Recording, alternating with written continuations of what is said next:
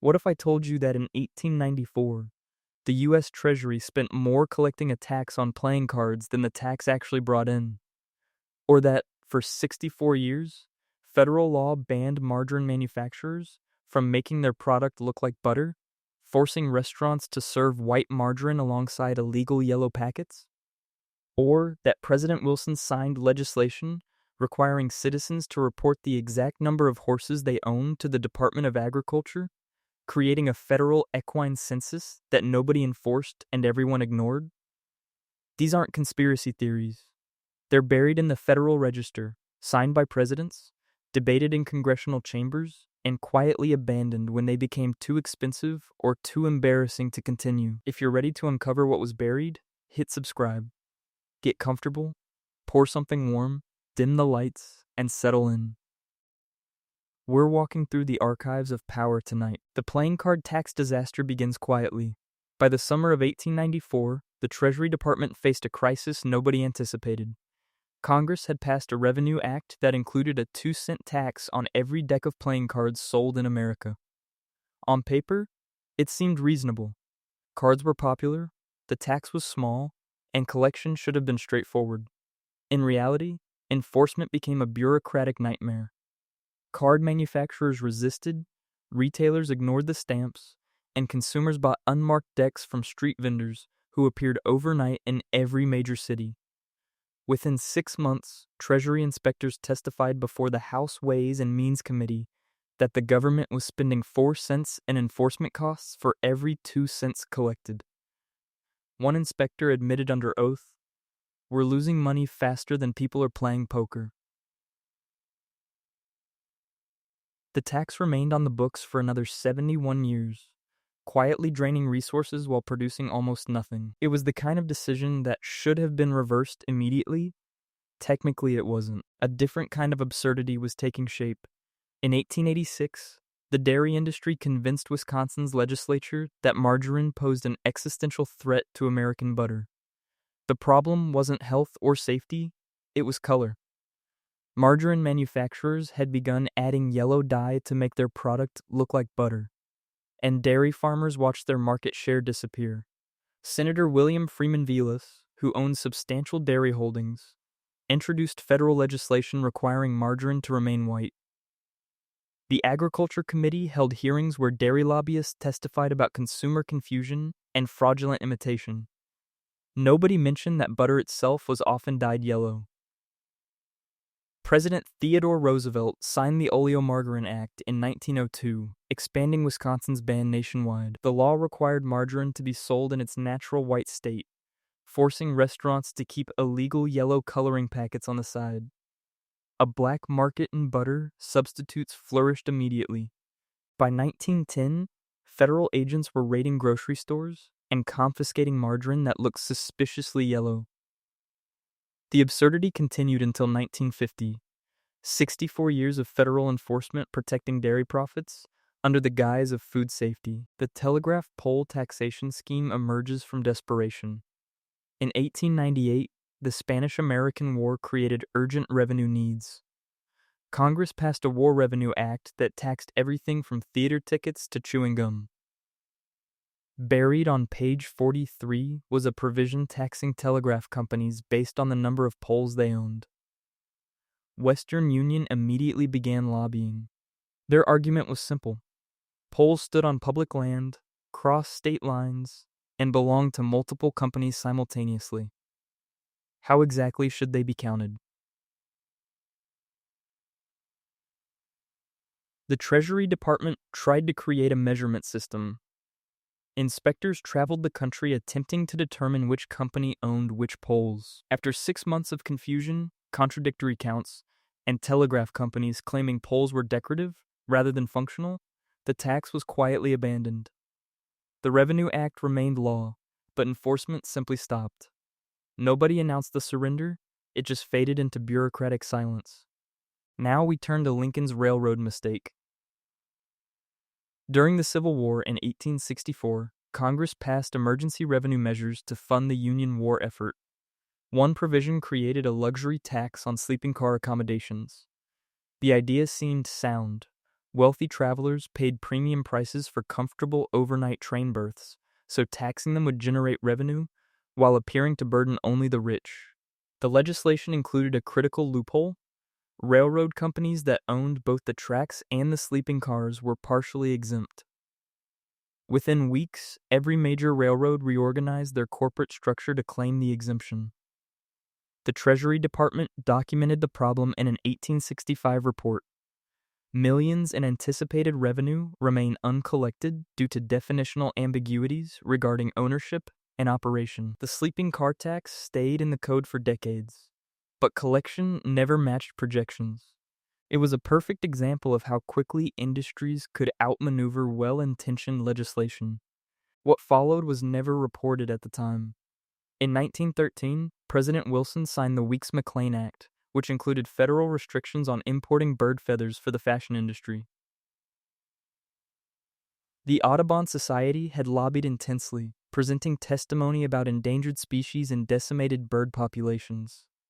The fashion industry, specifically hat manufacturers who relied on exotic plumage, reacted with outrage. Customs officials suddenly faced the task of identifying bird species from imported feathers, many of which had been dyed, processed, or combined. Congressional records show customs agents testifying that they couldn't distinguish between legal and illegal feathers without ornithological expertise they didn't possess.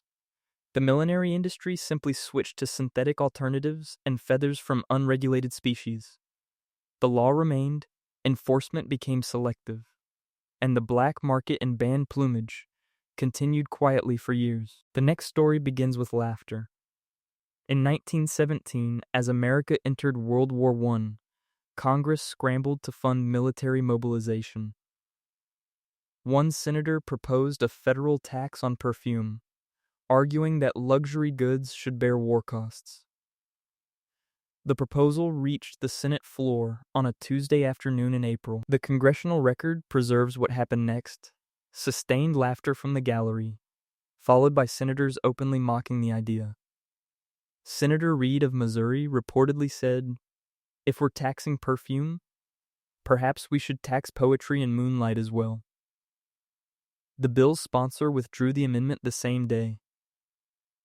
It never reached a vote, but the Treasury Department had already begun printing tax forms. Those forms remained in storage for decades.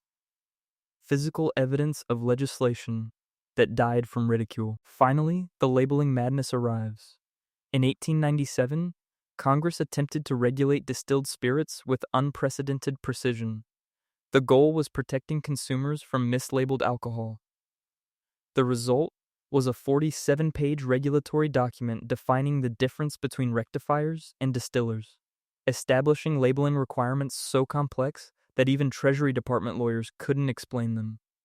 Distilleries received the new rules and responded with mass confusion.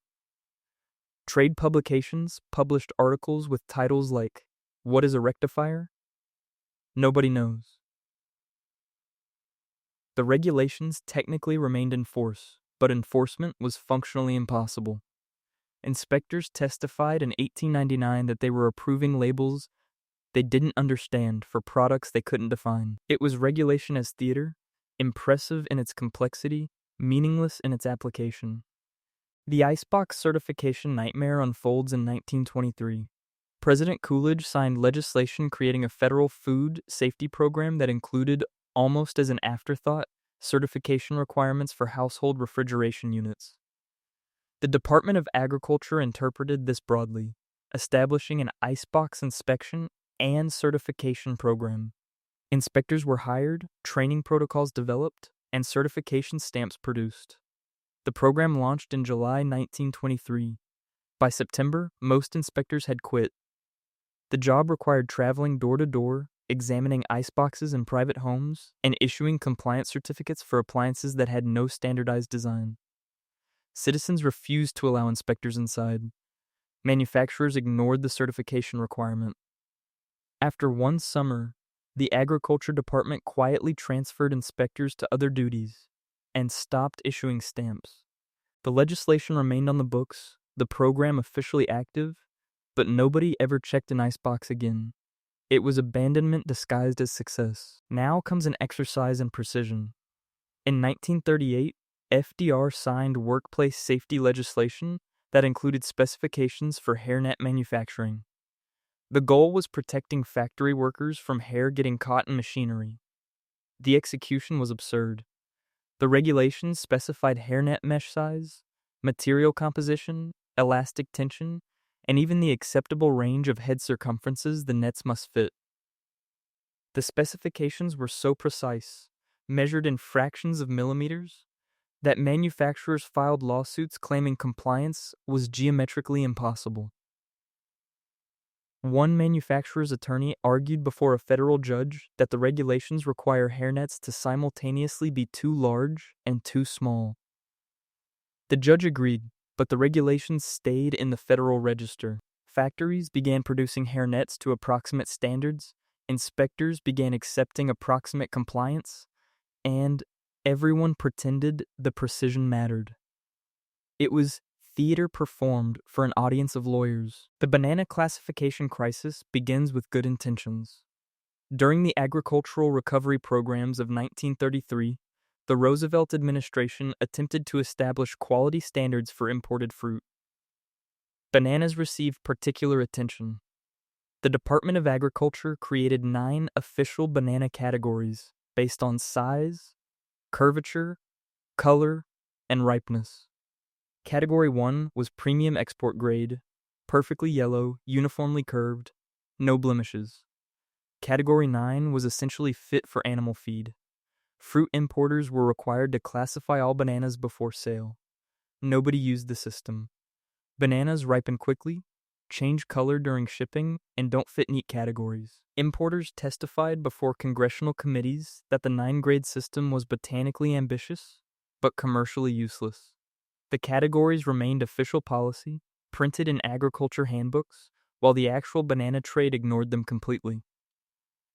By 1940, even inspectors stopped referencing the grades. What happened next defies belief.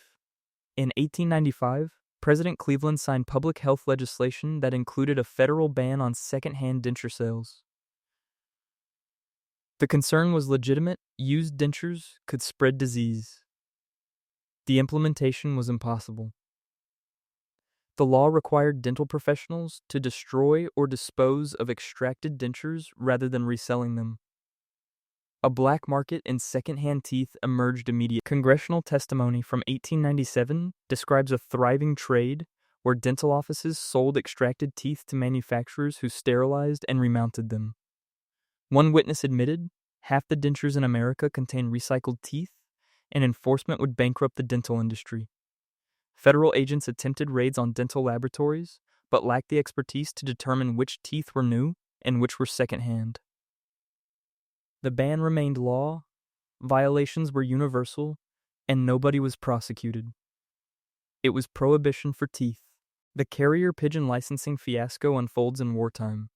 In 1918, concerned about communication security during World War I, President Wilson signed legislation requiring registration of carrier pigeons. The War Department worried that enemy agents might use pigeons for espionage. The law required pigeon owners to obtain federal licenses, maintain logs of where pigeons were sent, and report any suspicious bird activity. Pigeon enthusiasts responded with mass non-compliance. Birds don't follow regulations, can't be easily identified, and often don't return to their owners. The post office, assigned enforcement duties, received thousands of angry letters from hobbyists who called the requirement avian bureaucracy. One postal inspector testified that attempting to license pigeons was like licensing clouds. After 6 months, the licensing requirement was quietly ignored. The law stayed on the books, the forms remained available, but nobody ever asked a pigeon owner for their papers. Now we encounter molasses. In 1930, President Hoover signed the Smoot-Hawley Tariff Act, which attempted to classify every imported product for taxation purposes. Molasses became a definitional crisis. Was it a sweetener, a syrup, an industrial input, or a byproduct? The classification determined the tariff rate, which ranged from negligible to prohibitive. Congressional committees spent 6 months debating molasses definitions. The congressional record preserves arguments about sugar content percentages, viscosity measurements, and intended use classifications. Refineries testified that the same molasses could be food grade or industrial, depending on when inspectors arrived. Customs officials admitted they lacked equipment to test molasses viscosity at ports of entry. The debate ended with compromise definitions so complex that nobody understood them. Inspectors made subjective judgments, importers contested them constantly, and molasses classification became a running joke in trade circles. The feather duster restriction appears without warning.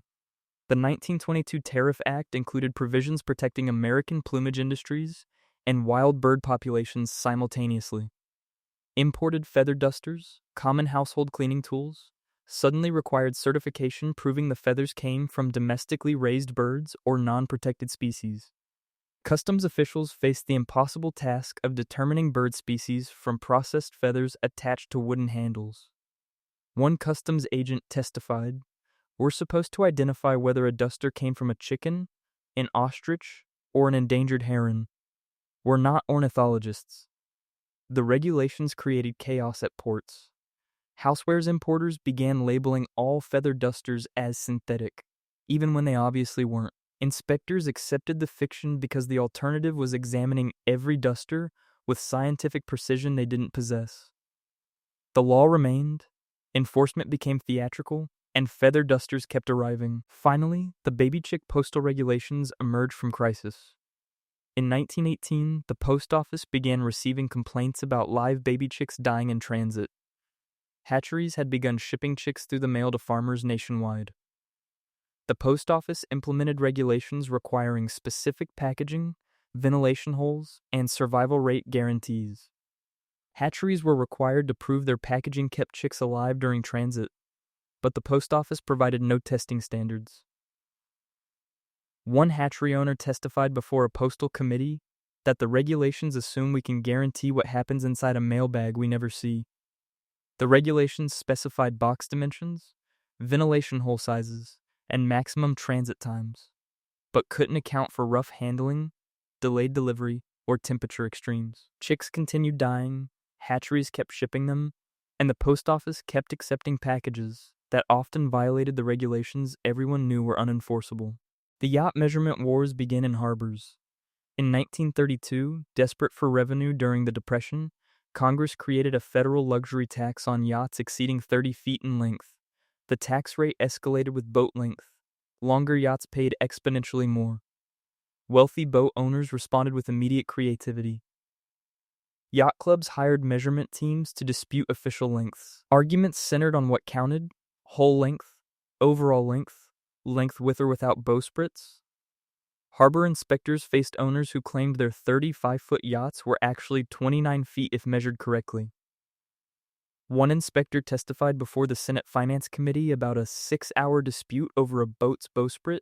The owner insisted it was decorative, not functional, therefore shouldn't count. "I had no legal guidance on ornamental versus functional boat parts." The measurement disputes cost more than the tax collected. By 1935, enforcement had become selective. Inspectors measured only the most obvious violations and let dubious measurements slide. Now we turn to the psychic lobby. In 1951, President Truman signed a revenue act that included professional licensing fees for fortune tellers and spiritual advisors. The goal was tracking cash businesses that evaded income tax. The execution created an unexpected problem. Fortune tellers organized. Within months, psychics and spiritual advisors had formed a lobbying group arguing that licensing fees violated religious freedom. Congressional hearings in 1952 featured testimony from self-proclaimed mystics who claimed their predictions were religious practices, not business services. The Treasury Department faced an impossible distinction. How do you separate religious prophecy from commercial fortune-telling? The regulations remained on the books, but enforcement became a nightmare of First Amendment challenges. Most fortune tellers never applied for licenses, and the ears quietly stopped pursuing them. The legislation stayed in the code, technically requiring registration, while the entire industry operated unlicensed. What follows is the pinball crisis. In 1941, FDR signed war revenue legislation that taxed coin-operated machines. The law attempted to distinguish between amusement devices, gambling machines, and vending machines, each taxed at different rates. Pinball machines became definitional chaos. Were they games of skill or games of chance? Hacks. The distinction determined whether operators paid $10 annually or $500. Cities had already banned pinball as gambling, but the federal government needed it classified for taxation. Treasury regulations created a definition based on mechanical complexity. Machines with skill elements were amusement devices. Machines with predominant chance elements were gambling equipment.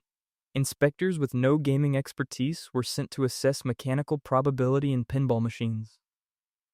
Operators modified machines overnight, adding or removing flippers to change classifications. One inspector admitted in testimony, "We're taxing pinball based on whether we personally think we could win." The dog track taxation puzzle emerges from federalism.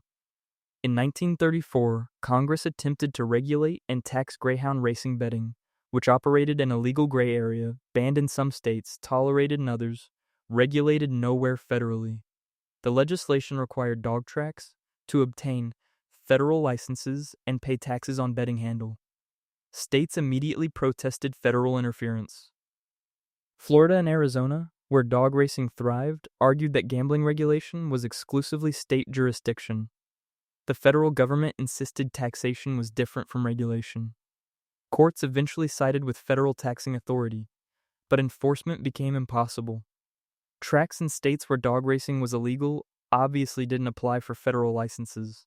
That would be admitting to state crimes. Tracks in states where racing was tolerated claimed they weren't taking bets, just donations or membership fees. The federal licensing system collected almost nothing while creating legal confusion that lasted decades.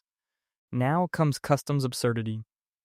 The Smoot-Hawley Tariff Act of 1930 required customs appraisers to assess the value of imported fur coats to determine duties. The problem was expertise. Customs agents weren't fur specialists. The regulations required them to distinguish mink from fox from rabbit, assess quality grades, and determine if declared values were accurate. Fashion importers immediately exploited this. One congressional investigation in 1933 found that customs agents were approving valuations that fur industry experts said were obviously fraudulent. A mink coat declared at $50 might be worth $500, but the inspector couldn't tell the difference. The fur industry revolted. Domestic manufacturers couldn't compete with undervalued imports. Customs began hiring fur consultants, which cost more than the additional duties collected. The system remained theoretically rigorous while being practically useless. The radio tube tax attempt arrives with new technology. In 1924, President Coolidge signed legislation attempting to tax vacuum tubes used in radios. The radio industry was exploding, and tubes were essential components.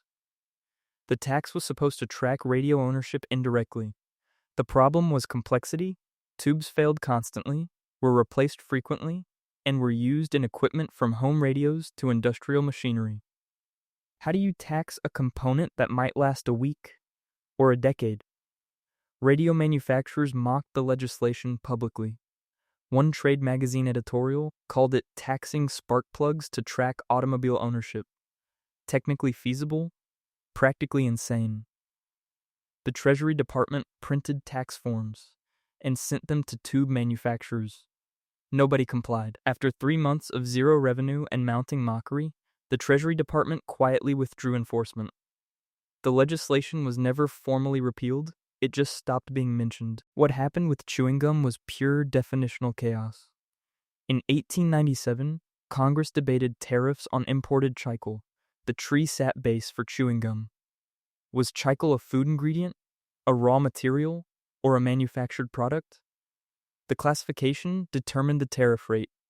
Gum manufacturers testified that chicle was a food component and should face minimal tariffs.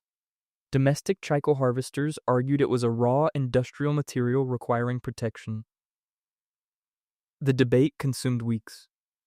The congressional record shows senators arguing about whether chewing gum was food or non-food. Spit out the gum. The final compromise classification satisfied nobody and confused everyone. Customs officials at ports had no training in tree sap identification. Importers simply declared chicle under whichever classification had the lowest tariff, and inspectors generally accepted it. The tariff remained law, enforcement remained theatrical. Finally, the pool hall tax arrives. In 1918, Congress added a federal excise tax on billiard tables to war revenue legislation. The tax was $10 per table annually, significant for pool halls operating on thin margins. Pool hall owners protested immediately. They argued that billiard tables were entertainment, not luxury goods, and the tax would destroy working-class recreation. Congress didn't care. They needed revenue. The tax was implemented in July 1918. By December, the Treasury Department reported collecting approximately $40,000 total, far less than anticipated. Pool halls claimed they'd removed tables they hadn't, or that tables were decorative they weren't, or that they were private clubs exempt from the tax they weren't. Enforcement was impossible. Treasury agents couldn't inspect every pool hall in America. The tax stayed on the books until 1965, theoretically active, practically ignored, collecting almost nothing while annoying an entire industry. The Buttering Wars had been raging for decades before anyone admitted what they really were, a 64-year dairy industry victory disguised as consumer protection. Beginning in 1886, dairy lobbyists convinced state legislatures that margarine posed a threat not to health, but to profits. The Oleomargarine Act of 1902 federalized Wisconsin's approach. Margarine must remain white, its natural color, to prevent consumer confusion. By 1920, the absurdity was complete. Restaurants kept illegal yellow coloring packets beside white margarine. Customers added the color themselves. And everyone pretended this protected somebody. Federal agents raided groceries looking for suspiciously yellow spreads.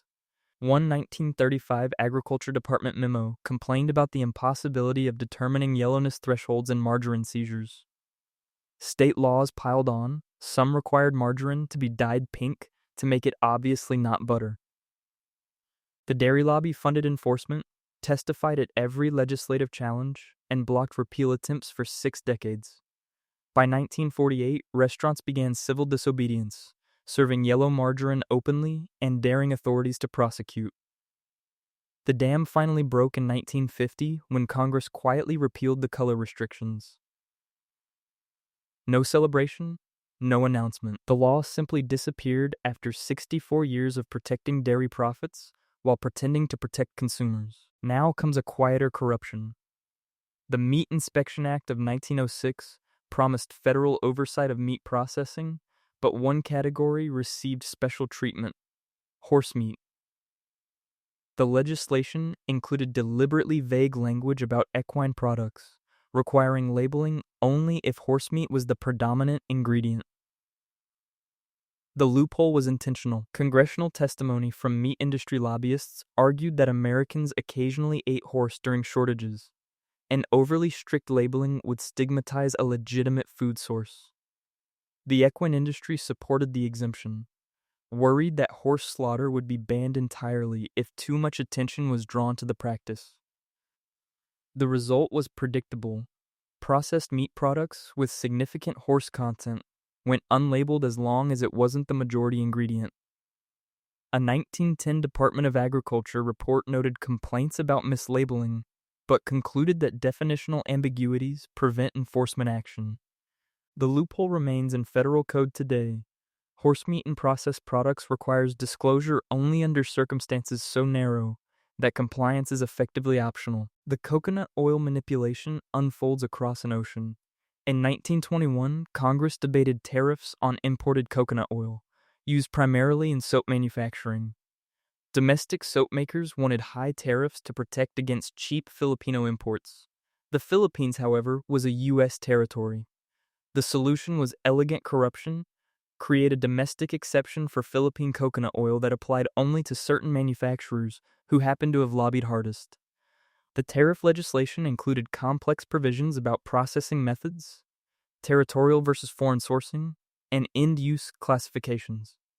One senator from Ohio, whose state dominated domestic soap production, ensured that tariffs applied to foreign coconut oil, while territorial oil faced lower rates, but only if imported by companies meeting specific criteria that favored established firms. Smaller manufacturers testified before the Finance Committee that they were being deliberately excluded from territorial advantages through regulatory complexity. The system stayed in place for decades, enriching connected manufacturers while bankrupting competitors who couldn't navigate the Byzantine classifications. What happened with raisins reveals regulatory capture at its purest. In 1938, California raisin growers convinced the Department of Agriculture to establish federal moisture content specifications for dried fruit. The stated goal was quality control. The actual goal was destroying competition. The regulations required dried fruit to fall within precise moisture ranges. Too dry meant lower weight and profits. Too moist meant spoilage risk. California growers had the climate and equipment to hit the narrow range consistently. Competitors in other states and countries didn't. One USDA inspector later admitted in congressional testimony that the moisture specifications were written by the industry we're supposedly regulating. Imported raisins were rejected at ports for being 0.5% outside acceptable moisture parameters. Domestic competitors couldn't meet the standards without California's specific conditions. By 1945, California controlled 94% of the U.S. raisin market. The regulations had worked exactly as designed, not to protect consumers, but to create a government-enforced monopoly. Now we encounter Vermont's syrup victory. In 1944, Senator George Aiken of Vermont launched a personal crusade to federalize maple syrup grading standards. His argument was, consumer protection. Americans deserved to know if they were buying real maple syrup or corn syrup with maple flavoring. The reality was more calculated. Vermont produced most of America's maple syrup, and federal grading standards would formalize Vermont's existing system while forcing competitors to meet Vermont's preferred definitions. The Agriculture Committee held hearings where maple producers testified about authenticity and traditional methods. What they meant was, our production methods should be the legal standard. The legislation passed, establishing federal grades for maple syrup and requiring anything that wasn't pure maple sap to be labeled pancake syrup or breakfast syrup. Vermont's industry thrived. Competitors who used different production methods or mixed syrups were suddenly selling fake products. The federal standard locked in Vermont's advantage permanently. Fake syrup must announce itself. Real syrup is whatever Vermont does. The mushroom madness arrives with Eisenhower. In 1957, the Department of Agriculture established federal standards for canned mushrooms with 14 official size categories. The stated purpose was consumer clarity. The actual purpose was bureaucratic overreach meeting industry lobbying.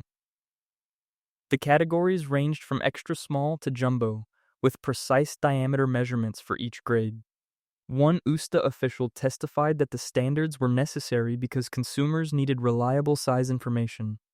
Nobody had complained about mushroom size confusion. The mushroom canning industry had requested the standards because detailed classifications created barriers to foreign competition. Countries with different measurement systems struggled to meet the precise specifications. Domestic canners could sort mushrooms exactly. Foreign exporters had to estimate. Customs officials at ports began rejecting canned mushroom imports for classification violations. By 1960, domestic mushroom canners had effectively reduced foreign competition through government-imposed complexity. The 14 categories remained official USDA policy for decades, protecting an industry that had written its own regulatory moat. What follows is geometric protectionism. In 1938, the Maine sardine fishing industry faced competition from Portuguese imports. Maine's congressional delegation introduced legislation establishing federal dimensional requirements for sardine cans. The specifications were remarkably precise: exact length, width, and height in fractional inches. The stated justification was standardization for consumer benefit and efficient shipping.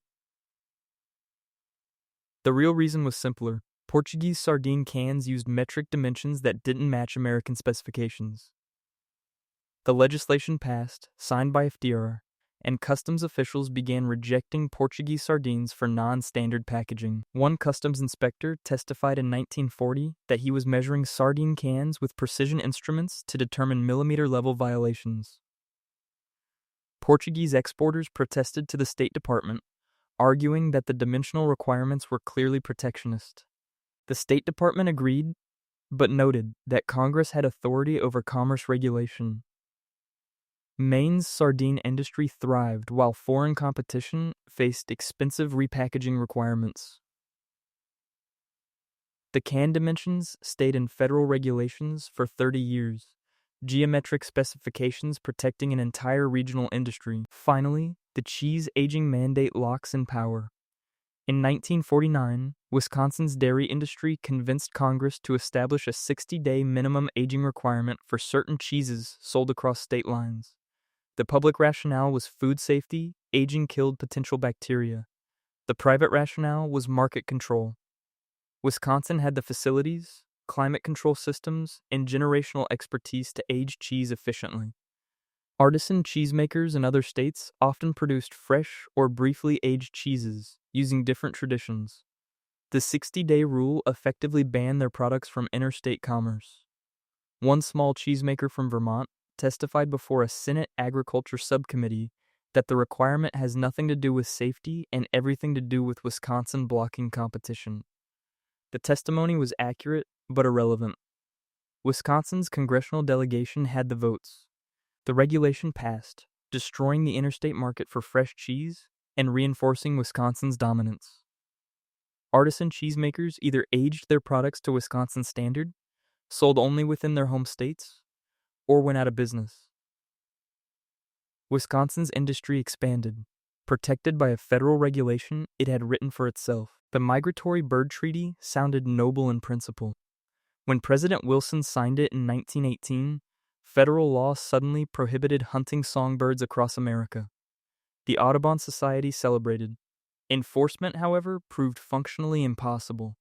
Federal game wardens were supposed to patrol millions of acres of wilderness, identify protected bird species by sight, and catch violators in remote areas. The entire federal enforcement budget for the first decade could have hired perhaps 200 wardens for the entire country. Congressional appropriations testimony from 1925 shows Agriculture Department officials admitting they prosecuted 12 people in 7 years. 12. The law prohibited millions of Americans from a traditional practice, threatened serious penalties, and achieved almost no enforcement. Hunters in rural areas ignored the law completely, knowing the odds of encountering a federal warden in the woods were essentially zero. One warden testified before a House committee that he'd personally witnessed hundreds of violations, but could physically prosecute only those foolish enough to hunt beside main roads. The treaty remained law, violations remained universal, and enforcement remained theater. Now the Narcotic Paperwork Rebellion begins. The Harrison Narcotics Act of 1919 required doctors to complete detailed federal forms for every prescription involving opiates or cocaine. The forms asked for patient information, medical justification, dosage calculations, and physician attestations. Doctors revolted immediately. The American Medical Association organized resistance, arguing that federal paperwork interfered with medical practice and violated doctor-patient confidentiality. Thousands of physicians simply refused to file the forms. They continued prescribing narcotics and gambling that federal enforcement was too understaffed to audit individual medical practices. They were right. A 1922 Treasury Department report admitted that voluntary compliance is poor, and enforcement resources are insufficient to compel it. The black market in narcotics flourished specifically because legitimate doctors wouldn't participate in the tracking system. Patients who couldn't get legal prescriptions because their doctors refused the paperwork turned to illegal sources. The regulations stayed on the books, compliance remained terrible, and the enforcement gap created the exact black market the law was meant to prevent. What comes next is Prohibition's quiet absurdity. The Volstead Act of 1919 banned alcohol production and sale, but included a critical exemption. Heads of households could produce up to 200 gallons of non-intoxicating cider and fruit juice annually. The exemption was intended for apple cider. It became a home brewing loophole large enough to drive a barrel through. Nobody tracked home fruit juice production. Nobody defined non-intoxicating precisely. Nobody enforced the 200-gallon limit. Millions of American households fermented fruit juice that was obviously wine, and cider that was obviously hard cider, and nobody could prove they'd exceeded 200 gallons because nobody was measuring. One Prohibition Bureau report from 1925 noted with frustration that the home production exemption makes enforcement of commercial bans nearly impossible. Federal agents couldn't enter private homes without warrants, couldn't monitor home production, and couldn't distinguish legal from illegal fermentation. The exemption created a massive blind spot in Prohibition enforcement.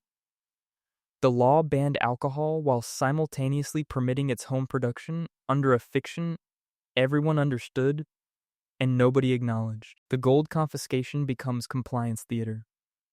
In 1933, facing banking crises, FDR signed Executive Order 6102 requiring Americans to surrender gold coins, bullion, and certificates to the Federal Reserve. Citizens had until May 1 to comply. The order threatened criminal penalties, $10,000 fines, and 10 years imprisonment. The actual compliance rate was abysmal. Most Americans who owned gold simply didn't surrender it. They hid it, moved it to safe deposit boxes, or ignored the order entirely. The Federal Reserve had no mechanism to know who owned gold or how much. Banks couldn't search deposit boxes without cause. Federal agents couldn't search homes without warrants. The government was asking for voluntary surrender while threatening penalties it couldn't enforce. A 1974 congressional investigation conducted after gold ownership was re-legalized estimated that roughly 25% of privately held gold was actually surrendered in 1933.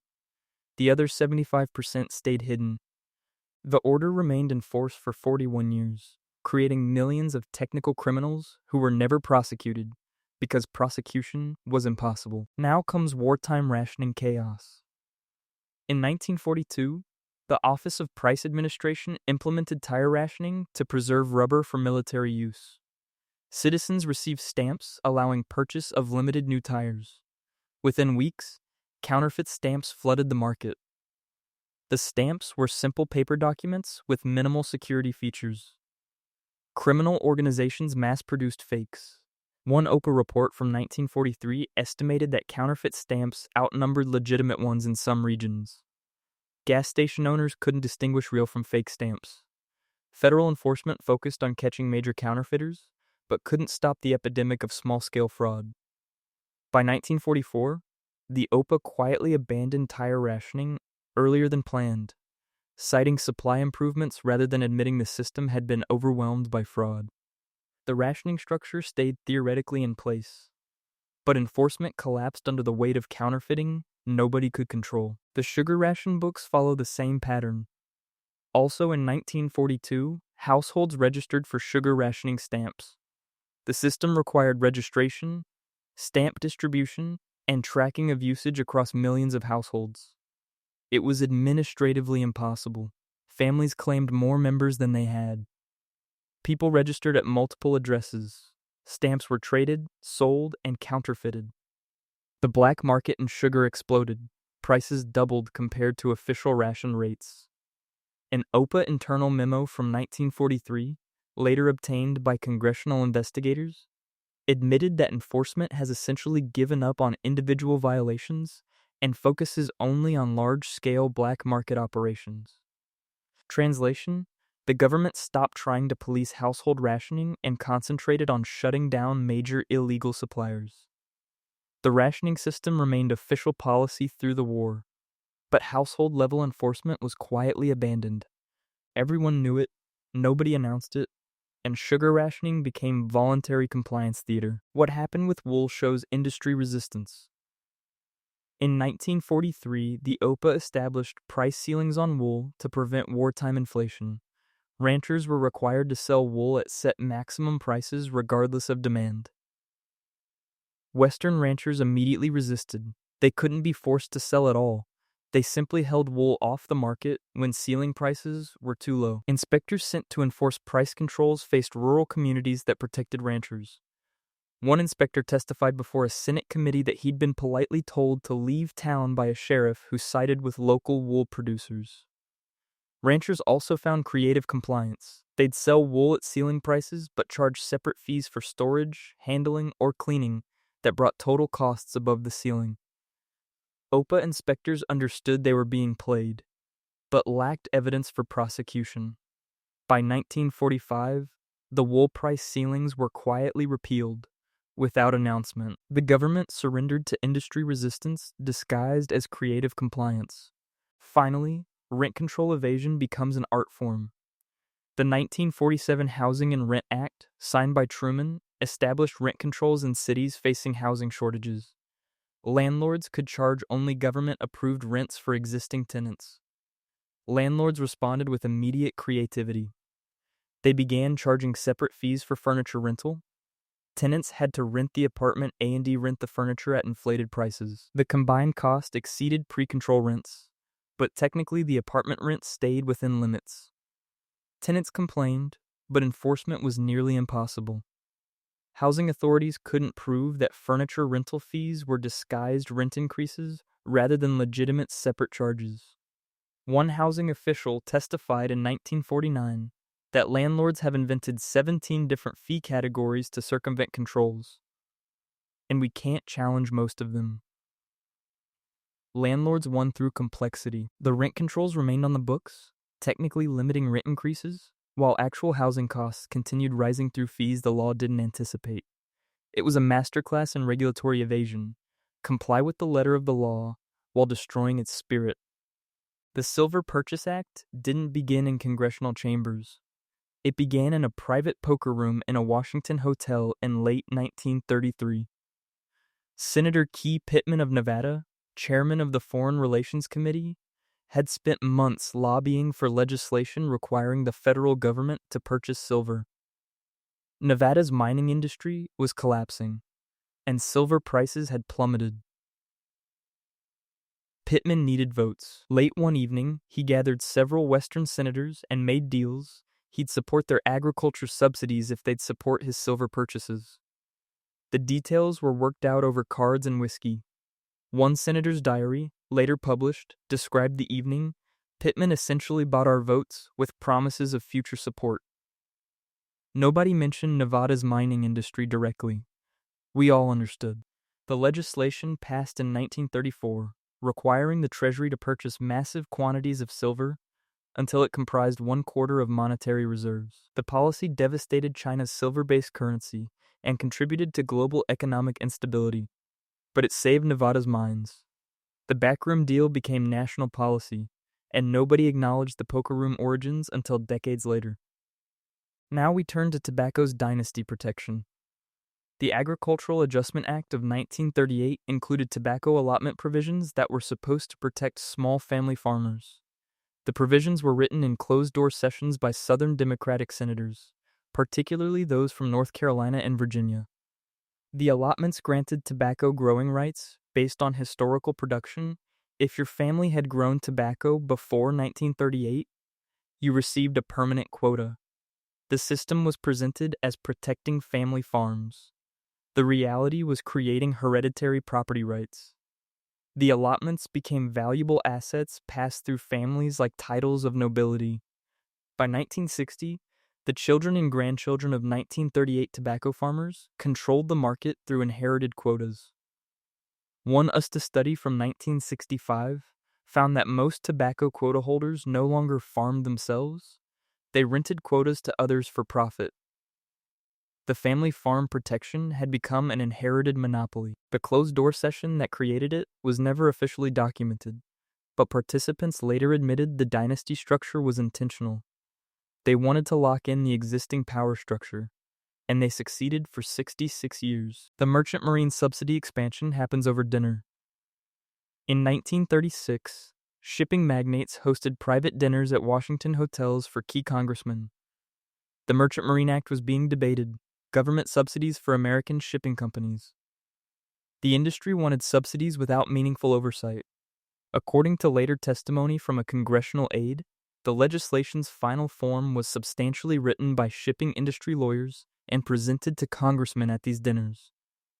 The critical provision allowed ships to register under flags of convenience, foreign registration for tax purposes while receiving U.S. subsidies. One congressman later wrote in his memoir that he voted for the bill without reading it because the shipping industry representatives explained it during dinner, and it seemed reasonable. The loopholes were intentional, embedded by the industry being regulated, and they've cost taxpayers billions while allowing subsidized shipping companies to avoid taxes through foreign registration. The dinner meetings were never official, never documented in congressional records, but participants acknowledged them years later as the real location where maritime policy was written. What happened with sugar quotas reveals international corruption. The Sugar Act of 1934 established import quotas by country. Cuba received the largest quota, followed by the Philippines and Hawaii. Behind the quotas were months of State Department negotiations that weren't really negotiations. They were bidding wars. State Department cables, declassified decades later, show Caribbean dictators offering payments to American negotiators in exchange for higher quotas. One cable from the Havana embassy noted that Cuban officials are extremely motivated to secure quota increases and have indicated financial willingness to facilitate favorable outcomes. The quotas determined which countries' sugar industries would thrive and which would collapse. Fortunes depended on the numbers. American negotiators accepted consulting fees, gifts, and promised positions with sugar companies after government service. The final quota allocations tracked closely with which countries paid most generously. When one Senate committee investigated in 1960, retired State Department officials testified with careful language about standard diplomatic practices and normal relationship building. The sugar quotas stayed in effect until 2008, enriching countries and individuals who'd paid for access in 1934. Now comes the wool tariff bargaining session. During the 1930 Smoot-Hawley debates, Western senators engaged in explicit log rolling, trading votes for mutual benefit. Senator Reed Smoot of Utah wanted high tariffs on wool to protect Western sheep ranchers. Eastern manufacturing senators wanted low tariffs on imported raw materials. The compromise was worked out in private meetings. High wool tariffs in exchange for Eastern support on other Western priorities. Campaign finance records from the period, analyzed by historians, show Western sheep ranchers associations donating heavily to senators who voted for wool tariffs regardless of their state's interest in sheep. The donations weren't hidden, but their explicit quid pro quo nature wasn't acknowledged publicly. One senator wrote to a ranchers' association, "I have received your generous support and will remember it when the wool tariff is voted upon."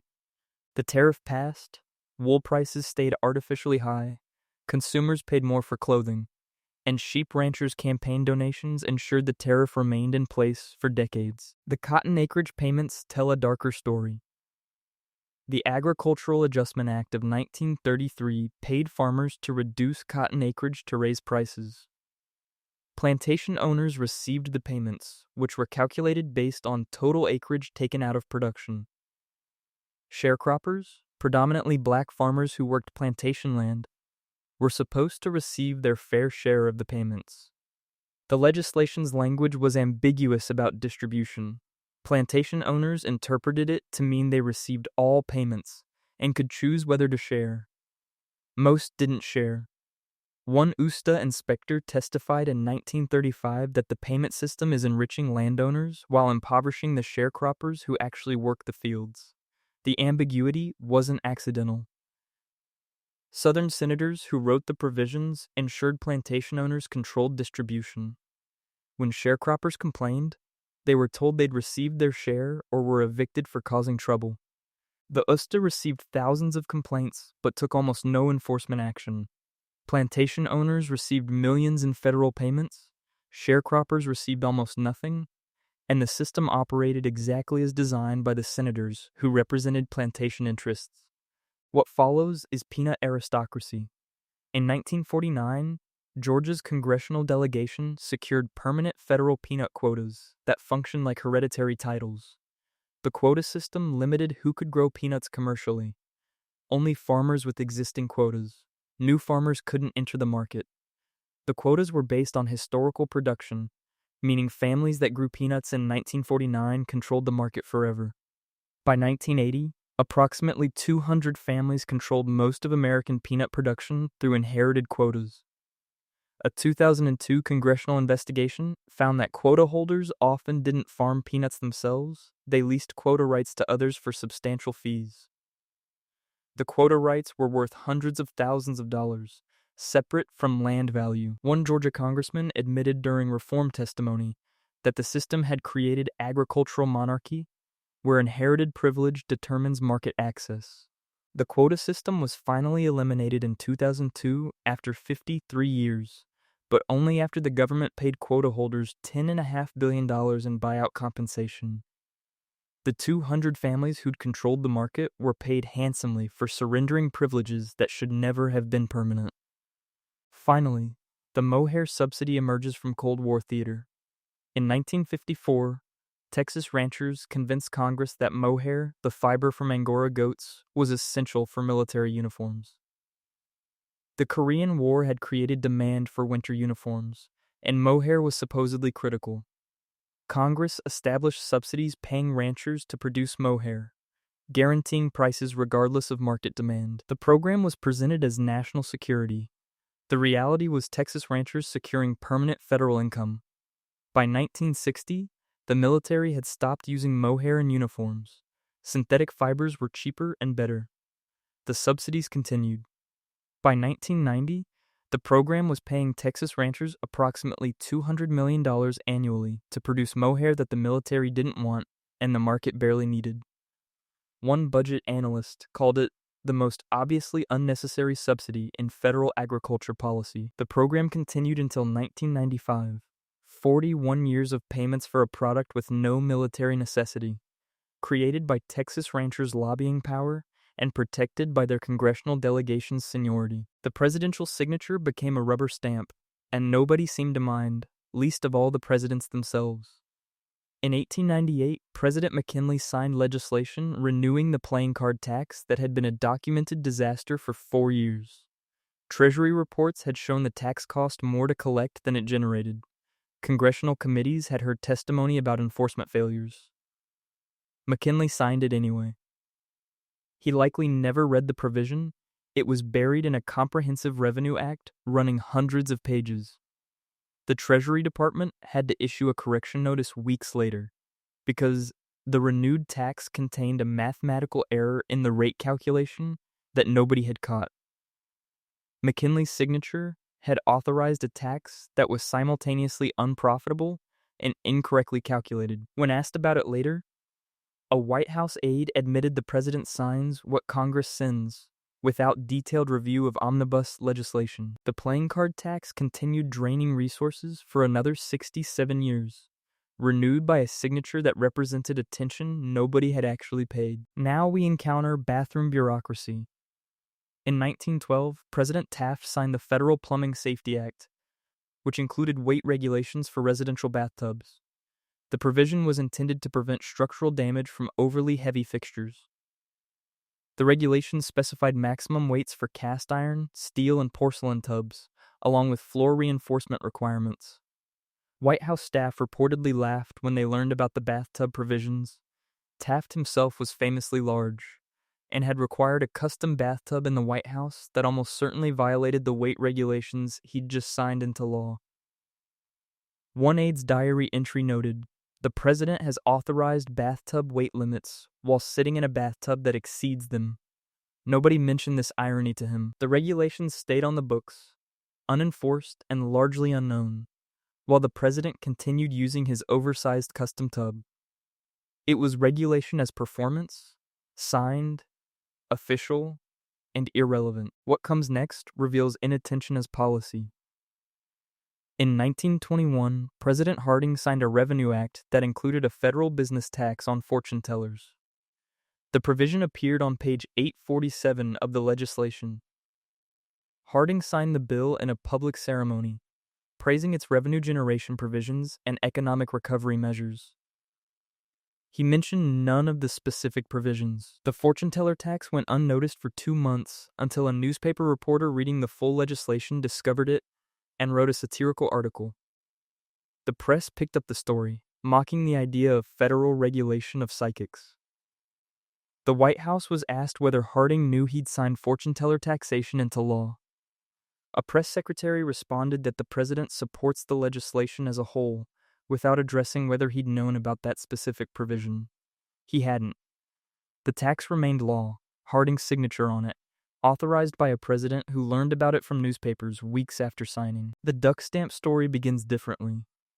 When President Coolidge signed the Migratory Bird Hunting Stamp Act in 1934, he actually knew what he was authorizing. Conservation groups had lobbied for it explicitly. The act required waterfowl hunters to purchase annual federal stamps, with revenue funding wetland preservation. Coolidge supported conservation and signed enthusiastically. What he probably didn't anticipate was that the duck stamp program would become one of the few absurd-sounding laws that actually worked. The stamps generated revenue, hunters complied, wetlands were preserved, and the program continued for 90 years without scandal or failure. By 2024, hunters were still paying, now about $25 annually, for stamps that had become collectibles. It was accidentally good governance, a strange-sounding law that achieved its purpose, remained popular, and survived longer than most serious legislation. Coolidge's signature authorized one of the federal government's rare regulatory successes, though he probably would have been surprised to learn it outlasted most of his other achievements. Now comes agricultural madness. In 1930, President Hoover signed legislation enforcing the 9-category banana import grade system. The Agriculture Department had created the categories. Enforcement required presidential authorization for customs implementation. Hoover signed it as part of broader agricultural recovery efforts. He almost certainly didn't read the banana classification specifics. Fruit companies ignored the grading system from day one, and customs officials lacked training to enforce it. One customs supervisor later testified that we received presidential authorization to enforce banana categories we didn't understand for a purpose nobody could explain. The categories remained official policy for decades while being universally ignored. Hoover's signature had authorized an enforcement system that never enforced anything, but nobody bothered repealing it because nobody remembered it existed. What happened with raisins shows regulatory capture at the presidential level. In 1937, FDR signed legislation creating a federal legal definition for seedless raisins. California grape growers had lobbied for the definition to establish quality standards that happened to match California production methods. The legal definition ran 8 pages, specifying moisture content, sugar levels, size distributions, and processing requirements. FDR signed it along with dozens of other agricultural provisions. Years later, a journalist asked Eleanor Roosevelt whether the president had known he'd signed an 8-page legal definition of seedless raisins. She responded that Franklin signed agricultural legislation, trusting that the Agriculture Department knew what they were doing. The Agriculture Department knew exactly what they were doing, formalizing California's industry preferences into federal law. FDR's signature made it official without presidential awareness of the details. The rabbit fur tariff arrives quietly. In 1948, President Truman signed legislation classifying rabbit fur as a luxury item subject to import tariffs. The hat industry had lobbied for the classification, rabbit fur was used in felt hats, and domestic rabbit farmers wanted protection from cheaper imports. Truman signed the tariff as part of broader trade legislation. He likely never knew about the rabbit fur provisions specifically. One White House staffer later wrote that Truman signed trade bills based on State Department and Commerce Department recommendations, without reviewing every tariff line item.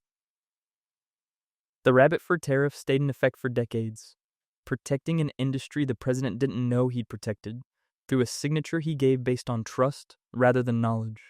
Finally, the saltine standards become law. In 1956, President Eisenhower approved federal quality standards for premium saltine crackers. The baking industry had convinced the Commerce Department that standardization would benefit consumers and interstate commerce. The standards specified cracker dimensions, salt crystal size, perforation patterns, and texture requirements. Eisenhower signed the Commerce Regulation Authorization during a routine afternoon of paperwork.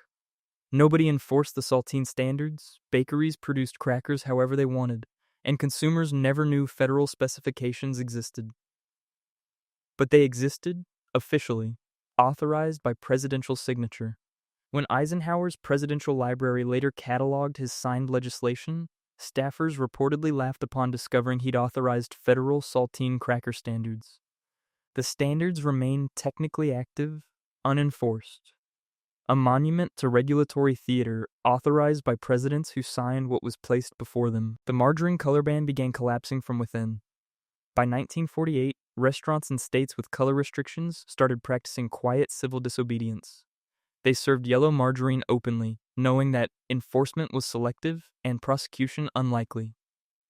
In Iowa, where pink-dyed margarine was required, a restaurant association organized coordinated defiance. Dozens of establishments served normal margarine simultaneously, daring authorities to prosecute them all. State agriculture officials faced a choice: shut down half the restaurants in the state or admit the law was unenforceable.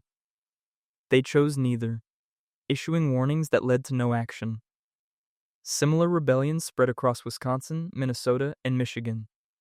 By 1949, a Wisconsin dairy senator quietly admitted in a retirement speech what everyone knew: the margarine color ban was bought and paid for by the dairy lobby. It had nothing to do with consumer protection and everything to do with market control. His confession changed nothing immediately, but it created political cover for repeal. In 1950, Congress quietly removed federal color restrictions. No celebration, no press conference, no acknowledgement of the 64-year mistake. The law simply disappeared from the Federal Register, and margarine could finally be yellow nationwide. State bans lasted longer. Wisconsin survived until 1967, but the federal surrender in 1950 was complete. The dairy industry had lost, not to principle, but to the exhaustion of defending the indefensible. Now comes the tax surrender. In 1965, the ears quietly abandoned playing card tax collection. The tax had been unprofitable since 1894, 71 years of documented failure. Collection costs consistently exceeded revenue. Card manufacturers had developed elaborate evasion schemes. Consumers bought untaxed cards from street vendors. The enforcement infrastructure cost millions while generating thousands. The Ways and Means Committee had heard testimony in 1963 calling it the stupidest revenue attempt in American history. The IRS commissioner agreed, testifying that we recommend elimination as administratively impossible. Congress included repeal in a routine Revenue Act revision. No floor debate, no press coverage, no acknowledgement that the government had spent 7 decades enforcing an unprofitable tax. The playing card tax disappeared from the Federal Register in 1965, removed with the same quiet bureaucratic efficiency that had kept it alive despite constant failure. The tax stamps, the enforcement protocols, the collection infrastructure, all of it simply stopped. Pool halls and card clubs across America never received official notification. The tax died in paperwork, unmourned and largely unnoticed. What happened with gold reveals the compliance lie. In 1974, Congress authorized a review of the 1933 gold confiscation order's effectiveness. The investigation was prompted by legislation relegalizing gold ownership. Investigators wanted to know how much gold was actually confiscated. The findings were embarrassing. Federal Reserve records suggested roughly 25% compliance, meaning 75% of privately held gold had simply been hidden rather than surrendered. The $10,000 fines and 10-year prison sentences had threatened millions of technical criminals who were never prosecuted because they were impossible to identify. Banks couldn't search deposit boxes without cause. Federal agents couldn't search homes without warrants. The government had no registry of gold owners. The whole confiscation program had relied on voluntary compliance backed by threats nobody could enforce. One congressional investigator testified, "We ordered citizens to surrender property we couldn't track, threatened penalties we couldn't prosecute, and claimed success we didn't achieve." In December 1974, President Nixon quietly signed legislation rescinding the confiscation order and re-legalizing gold ownership. The press barely covered it. 41 years of gold prohibition ended with a signature few Americans noticed, admitting a failure the government had never previously acknowledged. The prohibition enforcement collapse was documented as it happened. The Wickersham Commission, appointed in 1929 to study prohibition enforcement, delivered its report in 1931. The findings were devastating. Federal agents had documented approximately 500,000 prohibition violations between 1920 and 1930. They had secured roughly 5,000 convictions, a 1% prosecution rate. The report detailed systematic police corruption, widespread judicial bribery, and enforcement agencies that had essentially surrendered in major cities. One section noted that respect for law has been substantially damaged by laws that cannot be enforced. The commission's investigators interviewed federal agents who admitted accepting bribes, police chiefs who acknowledged ignoring violations, and judges who described their courtrooms as assembly lines for pleading out minor violations, while major criminals go untouched. The report stopped short of recommending repeal, politically impossible in 1931, but its documentation of failure created the foundation for the 21st Amendment's ratification in 1933. Repeal hearings featured law enforcement officials testifying openly about corruption and impossibility. One police commissioner stated, "Prohibition has made criminals of ordinary citizens and enriched actual criminals beyond measure. It is the worst policy failure in American law enforcement history." The 18th Amendment was repealed, and Prohibition ended, acknowledged as a disaster even by those who had initially supported it. Now the narcotic prescription tracking failure emerges. In 1956, a Senate subcommittee held hearings on Harrison Act compliance. Doctors testified about the absurd paperwork requirements and their collective refusal to comply. The American Medical Association submitted data showing that fewer than 30% of physicians were filing the required federal forms for narcotic prescriptions. The other 70% were either not prescribing narcotics at all, leaving patients in pain, or prescribing without filing paperwork and hoping they wouldn't be audited. One doctor testified, "I have a choice between spending hours on federal paperwork for each prescription or providing actual medical care to patients. I choose patient care." The subcommittee heard from Treasury Department officials who admitted the tracking system had failed. The forms that were filed were often incomplete or inaccurate. The forms that weren't filed were impossible to identify. The entire prescription tracking infrastructure had created a black market while failing to track legitimate prescriptions. The system wasn't reformed significantly until the 1970s, 50 years of documented failure before meaningful change. What the OPA admitted in 1946 shocked nobody who'd lived through it. The Office of Price Administration's final report, issued as wartime controls ended, estimated that roughly 20% of the wartime economy had operated through black markets. Sugar, tires, gasoline, meat, clothing, virtually every rationed commodity had thriving illegal markets. The report detailed counterfeit rationing stamps, systematic evasion by merchants, and enforcement abandonment at the household level. One section calculated that black market prices averaged double the official rationed rates, meaning millions of Americans had paid illegal premiums rather than go without. The OPA's own estimates suggested their enforcement had touched perhaps 5% of black market activity.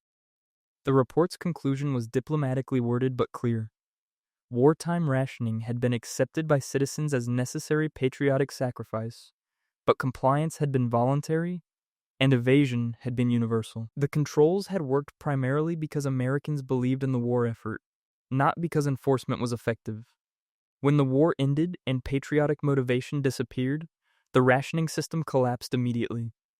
The OPA dissolved in 1946, its final report a monument to the limits of government control over civilian economic behavior.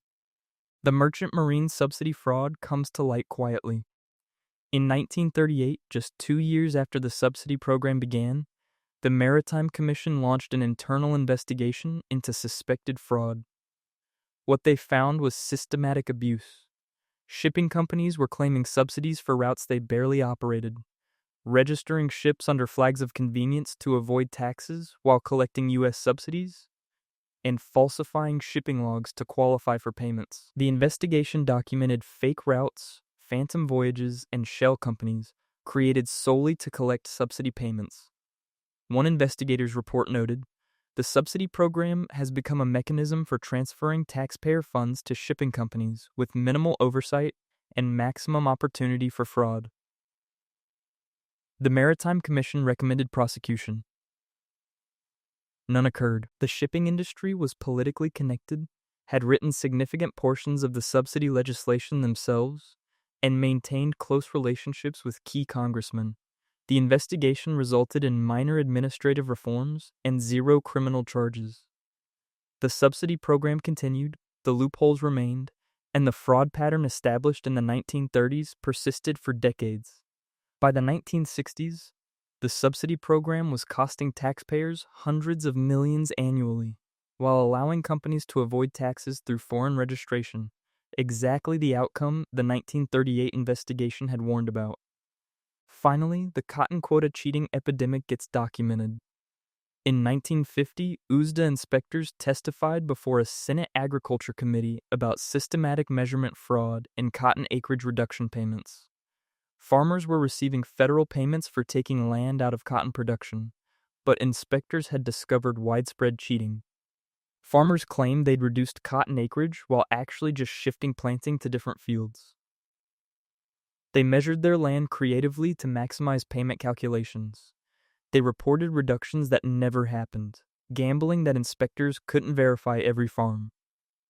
One USDA inspector testified, "We have the resources to physically verify perhaps 2% of reported acreage reductions." Farmers know this. The fraud is rational, the odds of getting caught are minimal, and penalties are rare. The committee heard estimates that 15-20% of acreage reduction payments were based on false or exaggerated claims. The payment program continued without major reforms. Enforcement remained impossible at scale. Farmers kept gaming the system, and taxpayers kept funding payments for reductions that often never happened. It was the agricultural equivalent of tax evasion, universally practiced, rarely prosecuted, and built into the system's design. The admissions came late, usually in retirement speeches or final testimony, when political consequences no longer mattered. In 1949, a Wisconsin dairy senator delivered his farewell address to a nearly empty chamber.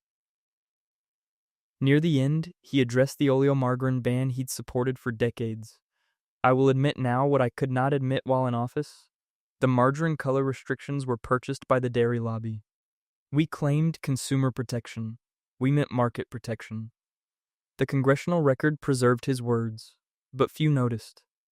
He was retiring, his confession changed no votes, and the dairy industry's power remained intact for another year. It was the kind of honesty that only comes when honesty costs nothing.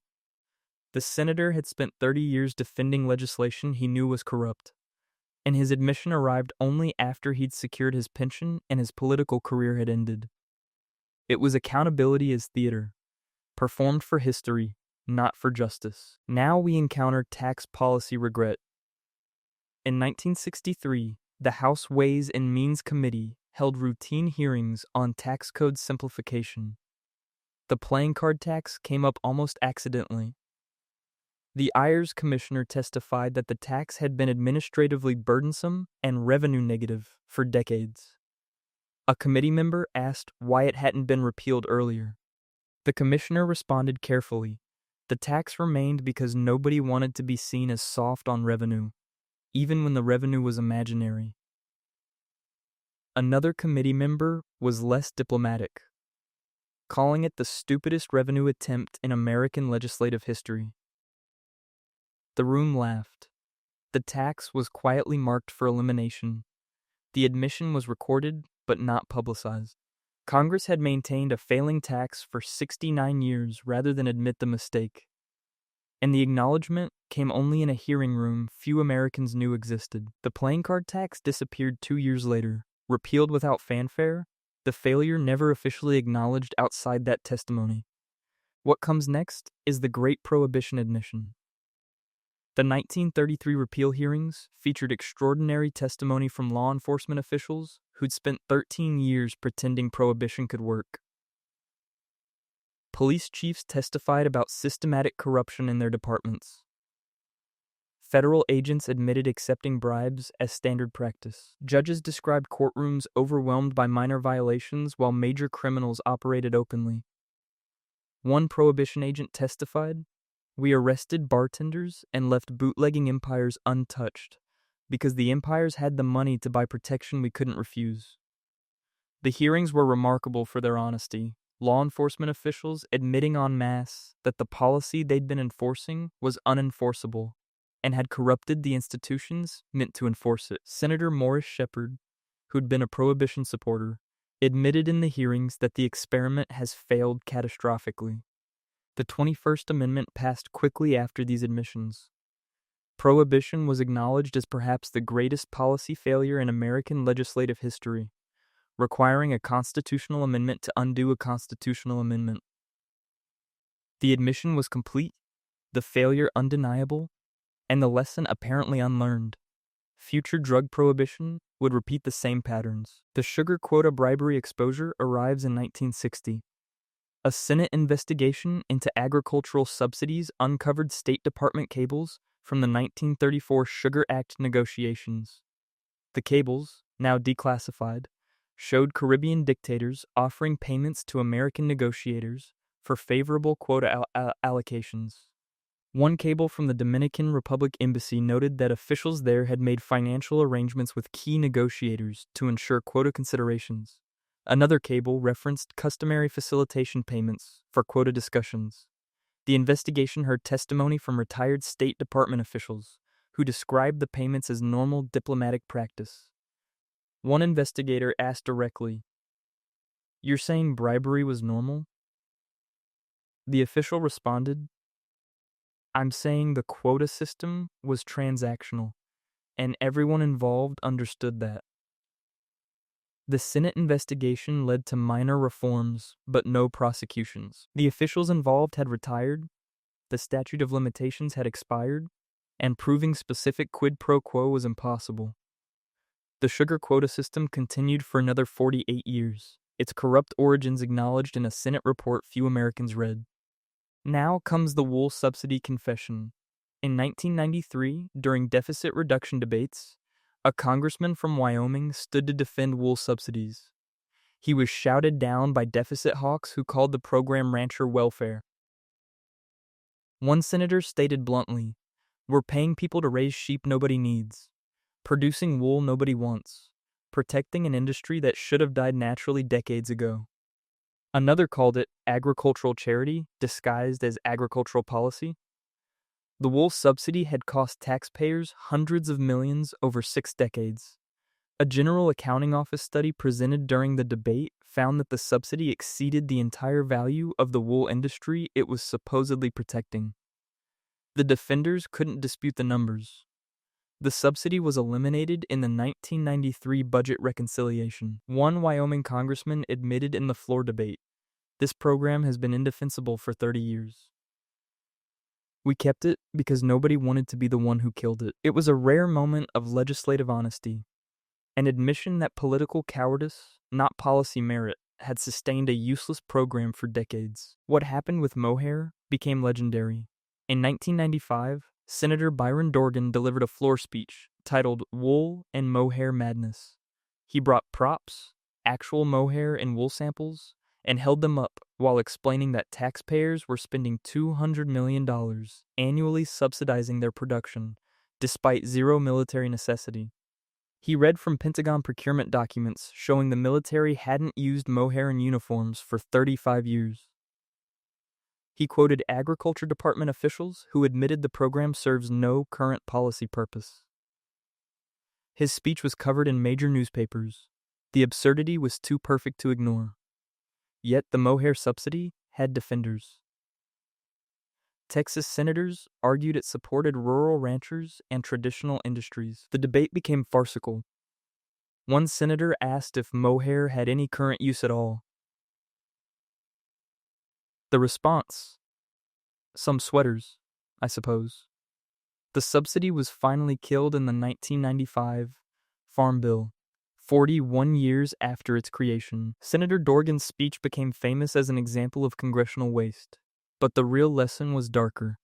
The program had taken 41 years to kill, despite being obviously useless for 35 of those years. Nobody wanted to be first to acknowledge the waste. Finally, the peanut quota confession arrives. In 2002, during Farm Bill debates, agricultural policy experts testified about the peanut quota system. One witness described it as agricultural monarchy, where inherited privilege determines market access. The testimony included data. Approximately 200 families controlled the majority of American peanut production through inherited quotas worth hundreds of thousands of dollars each. These quota holders often didn't farm. They leased the quotas to others for profit. The system had created a hereditary aristocracy in peanut farming. One congressman asked the obvious question: how did we create inheritable property rights in a crop? The answer, from a USDA historian, was direct. Georgia's congressional delegation in 1949 wanted to protect their constituents. They succeeded. The quota system was finally eliminated in the 2002 Farm Bill, but quota holders were compensated $10.5 billion in buyout payments. The federal government paid to eliminate privileges that should never have existed. The confession was complete. The system had been designed to create and protect a peanut dynasty. It had worked exactly as intended, and ending it required billions in compensation to the families who'd benefited for 53 years. The repeals came quietly, buried in omnibus legislation where nobody would notice. In 1965, the billiard table federal excise tax disappeared from the Revenue Code. It wasn't debated, wasn't mentioned in floor speeches, wasn't covered by newspapers. The tax had been collecting roughly $40,000 annually while costing significantly more to administer. The Ways and Means Committee included its elimination in a routine Revenue Act revision spanning hundreds of pages. Pool hall owners were never notified. One trade publication didn't report the repeal until 1967, 2 years after it happened, when an accountant noticed the tax was missing from the updated code. The tax had existed for 47 years, annoyed an entire industry, collected minimal revenue, and vanished without ceremony. Pool halls across America kept expecting tax bills that never came, eventually realizing through absence, rather than announcement, that the government had surrendered. Now we turn to the yacht measurement surrender. In 1976, the Treasury Department abandoned the luxury yacht tax enforcement based on length measurements. The system had been administratively impossible. Harbor inspectors arguing with owners about bowsprits, measurement disputes lasting hours, enforcement costs exceeding revenue. The tax wasn't repealed, it was restructured. Instead of length-based assessments requiring physical measurement, the tax shifted to sales-based luxury rates. The change appeared in a technical corrections bill. Nobody announced that the government had given up on measuring boats. The old measurement protocols simply stopped being referenced. Harbor inspectors were quietly reassigned.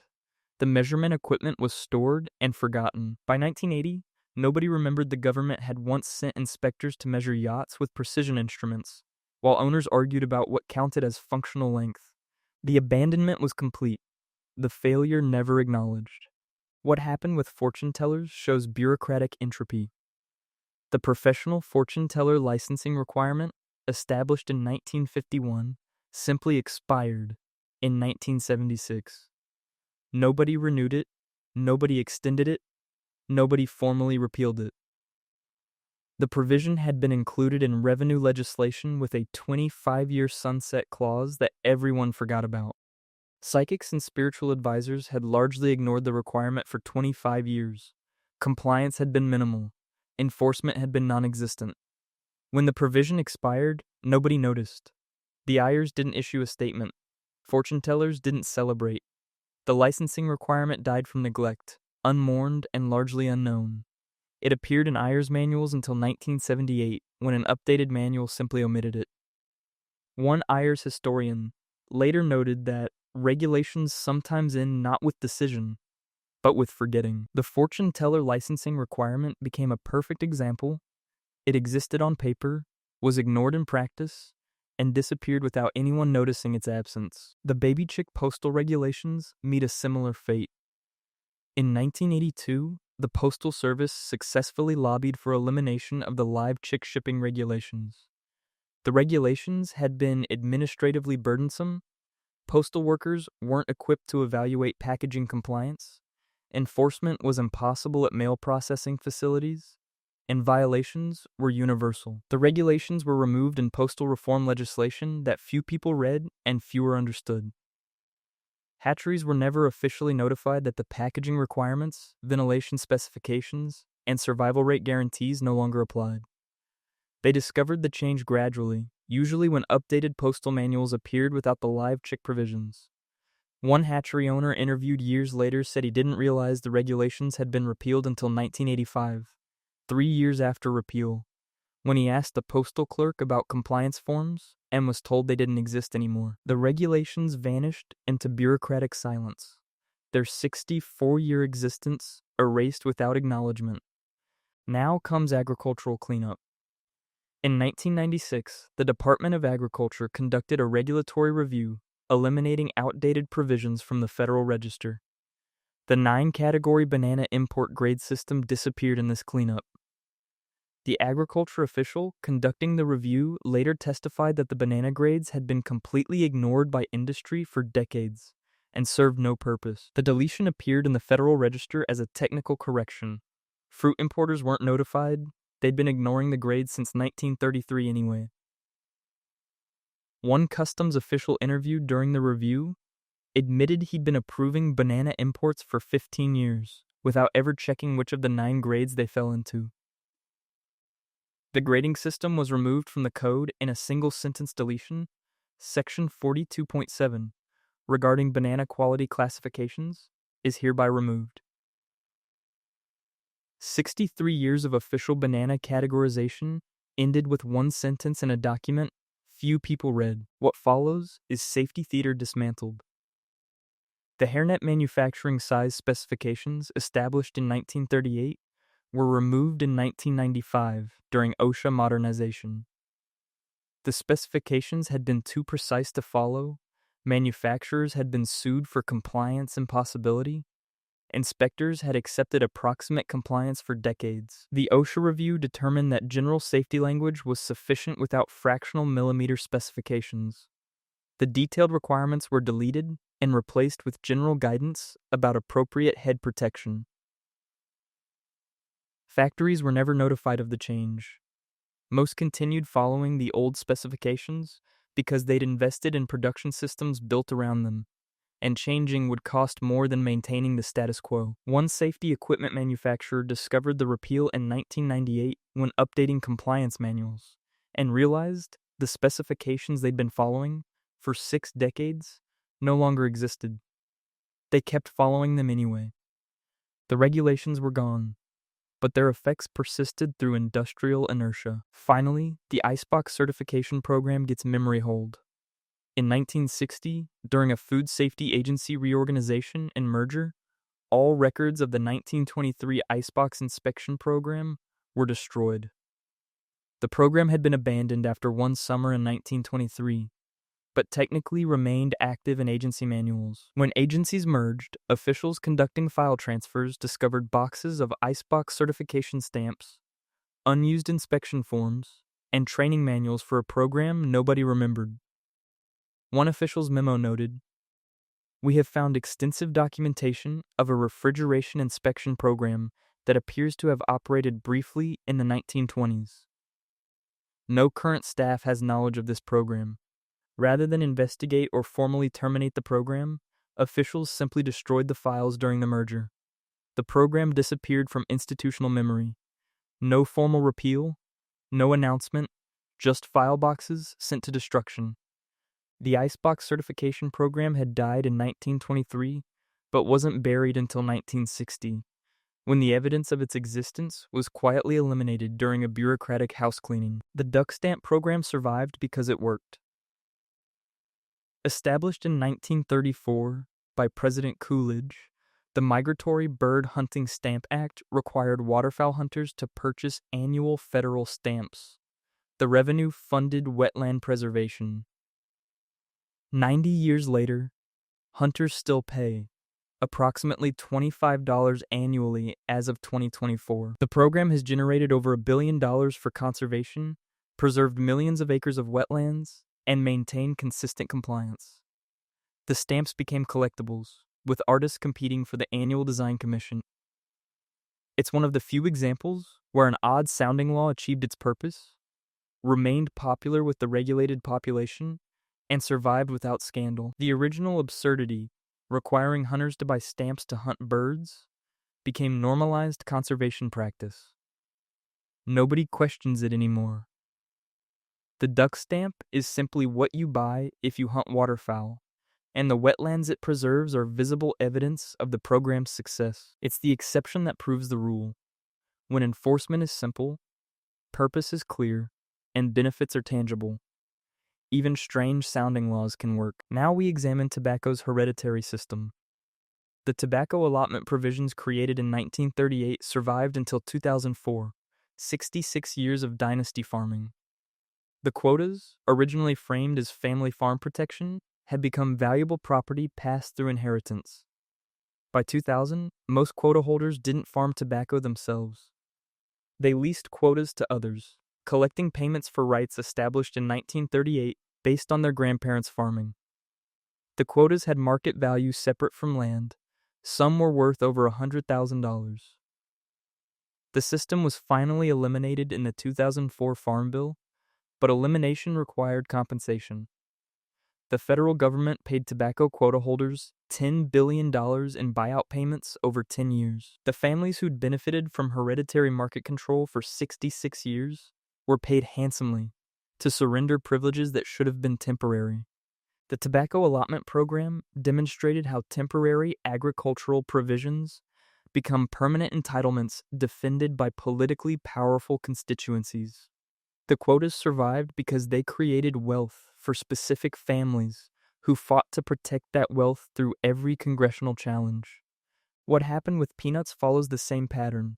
The peanut quota system, established in 1949, survived until 2002, 53 years of controlled market access. Like tobacco, peanut quotas became inheritable property. Approximately 200 families dominated American peanut production through quotas established based on their ancestors' 1949 farming. The quotas were leased, sold, and inherited like titles of nobility. When the system was finally eliminated in 2002, quota holders received compensation approaching $10.5 billion. One agricultural economist testified during the reform debates that we created agricultural aristocracy and now we're paying them to surrender their crowns. The peanut quotas survived because they concentrated benefits on politically organized constituencies while dispersing costs across millions of consumers who paid slightly higher peanut prices without knowing why. The system was economically indefensible, but politically sustainable for half a century. The maple syrup grading victory becomes permanent. Vermont's 1944 success in federalizing maple syrup standards remains law 80 years later. Real maple syrup can be labeled simply as maple syrup. Everything else must be called pancake syrup, breakfast syrup, or maple-flavored syrup. The federal standard locked in Vermont's production advantages permanently. Vermont still produces the majority of American maple syrup, protected by definitions that favor their traditional methods. The law survived because it created a clear consumer distinction that people understood and appreciated. Real maple syrup costs more, but is labeled honestly. Fake syrup is cheaper, but must announce its fakeness. The standard benefits Vermont's industry while providing information consumers value. It's protectionism that worked by aligning industry benefit with consumer interest. Nobody campaigns to repeal maple syrup grading, because the result, clear labels distinguishing real from fake, serves a purpose beyond industry protection. Now comes sugar's long survival. The sugar quota system, established in 1934, survived until 2008, 74 years of controlled imports. The quotas determined which countries could export how much sugar to America, enriching quota holders and raising domestic sugar prices. The system was sustained by a powerful coalition, domestic sugar producers who benefited from restricted competition, and foreign countries that received quota allocations and wanted to maintain them. The quotas survived decades of free trade advocacy and international trade agreements through sheer political power. Sugar-producing states had influential congressional delegations who blocked reform attempts. The quotas finally expired in 2008, not through repeal, but through non-renewal during trade agreement negotiations. Even then, domestic sugar subsidies and tariffs remained. The quota system had survived 7 decades because concentrated benefits outweighed dispersed costs, consumers paying higher prices, and the beneficiaries had enough political power to prevent reform. The merchant marine subsidies continue indefinitely. Established in 1936, the subsidy program still operates in 2024, providing approximately $3 billion annually to American shipping companies. The flag of convenience loopholes from the 1930s remain largely intact. Companies can register ships in foreign countries to avoid taxes while receiving U.S. subsidies. The program has survived 8 decades despite repeated investigations showing fraud and abuse. The shipping industry maintains powerful lobbying operations and argues subsidies are necessary for national security and maintaining a merchant fleet. Congressional attempts to reform or eliminate the subsidies have failed consistently. Defense Department testimony about commercial shipping needs provides cover for what is essentially a permanent industry subsidy. The program survives because the shipping industry is politically connected, the subsidies are buried in complex maritime policy, and national security rhetoric shields them from serious budget scrutiny. Finally, the premium saltine standards remain technically active. Established in 1956, federal quality specifications for premium saltine crackers are still in the Code of Federal Regulations as of 2024. The specifications detail cracker dimensions, salt crystal patterns, perforation requirements, and texture standards. Nobody enforces them. Cracker manufacturers are largely unaware they exist. Consumers have no idea federal saltine standards are on the books. The standards survived simply because nobody bothered to remove them. They appear in the CFR, taking up pages of regulatory text, specifying cracker characteristics with bureaucratic precision that affects nothing. Its regulation as fossil, preserved in the code, serving no function. Existing because removal requires effort nobody has bothered to expend. The saltine standards are the perfect symbol of regulatory inertia, laws that survive not through enforcement or purpose, but through the simple fact that elimination requires more work than continuation. The pattern becomes unavoidable once you see it. Laws written by the industries they regulate, enforcement designed to fail from the start, complexity a strategy rather than accident. Across 80 years and 99 examples, the same architecture appears repeatedly. In 1938, California raisin growers wrote moisture content specifications that bankrupted their competitors. In 1949, Georgia's congressional delegation created peanut quotas that enriched 200 families for 53 years. In 1936, shipping magnates wrote subsidy legislation at private dinners and embedded loopholes that still cost taxpayers billions. The pattern isn't aberration, it's design. Congressional staff have admitted it openly in testimony. Stakeholder drafting is the polite term for letting industries write the laws meant to regulate them. One staffer testified in 2001 that approximately 26 major agricultural, trade, and commerce regulations between 1920 and 2000 were substantially drafted by industry representatives rather than congressional staff. The practice has a logic. Industries possess technical expertise Congress lacks. They understand their markets better than legislators, and their participation ensures the resulting regulations are practical. The problem is that practical usually means profitable for the drafters. When dairy lobbyists write margarine regulations, butter gets protected. When tobacco farmers write allotment provisions, dynasties get created. When shipping magnates write subsidy rules, loopholes get embedded.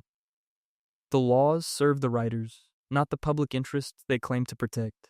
Now we see enforcement designed for failure. The playing card tax cost more to collect than it generated from 1894 to 1965, 71 years of documented unprofitability. Why wasn't it repealed? Because repeal requires admitting mistakes, and Congress prefers quiet abandonment to public acknowledgement. The narcotic prescription tracking system achieved roughly 30% physician compliance from 1919 through the 1950s, creating the black market it was meant to prevent. Why wasn't it reformed? Because reform means confronting medical lobby resistance, and ignoring failure is easier than fighting organized opposition. Prohibition's enforcement achieved a 1% conviction rate while corrupting police departments nationwide. Why did it last 13 years? Because the political coalition supporting it was stronger than the evidence against it. The pattern repeats. Create enforcement systems that lack resources, expertise, or legal authority to function, then maintain them for decades despite documented failure. The failure isn't accidental, it's often the point. Impossible enforcement creates selective enforcement, which creates power. When playing card tax inspectors can't check every deck, they check the ones they choose. When narcotic prescription audits can't cover every doctor, they audit whom they target. When prohibition agents can't raid every speakeasy, they raid the ones that don't pay bribes.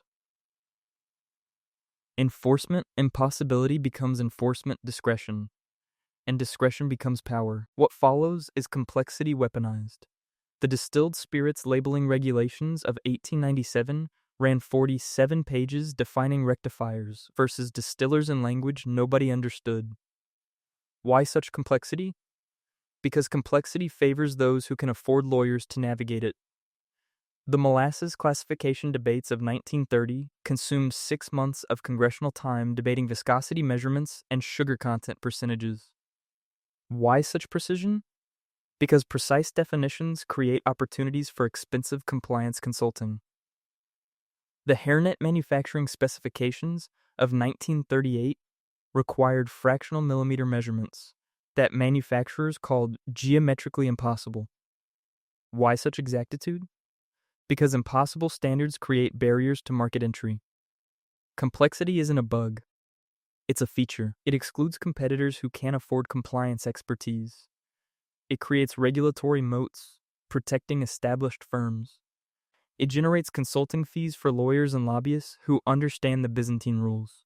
One regulatory analysis from 2000 found that industries with the most complex federal regulations also had the highest market concentration and the most stable incumbent firms. The complexity keeps new competitors out while appearing neutral. The regulations don't explicitly ban competition. They just make competition prohibitively expensive for anyone who can't hire regulatory specialists. The quiet repeals tell their own story. When the billiard table tax disappeared in 1965, pool hall owners weren't notified. They discovered through absence when expected bills never arrived. When the yacht measurement system was abandoned in 1976, Harbor inspectors were quietly reassigned without explanation. When the fortune teller licensing expired in 1976, nobody renewed it and nobody announced its end. When baby chick postal regulations were repealed in 1982, hatcheries discovered the change years later when they couldn't find the forms. When banana grading categories were deleted in 1996, fruit importers learned about it from updated manuals rather than official notices. The pattern is consistent. Laws are eliminated quietly, buried in omnibus legislation or technical corrections, removed without acknowledgement or announcement. Why? Because loud repeals invite questions about why the law existed in the first place. Quiet elimination allows everyone to pretend the law served a purpose, rather than admitting it was always nonsense.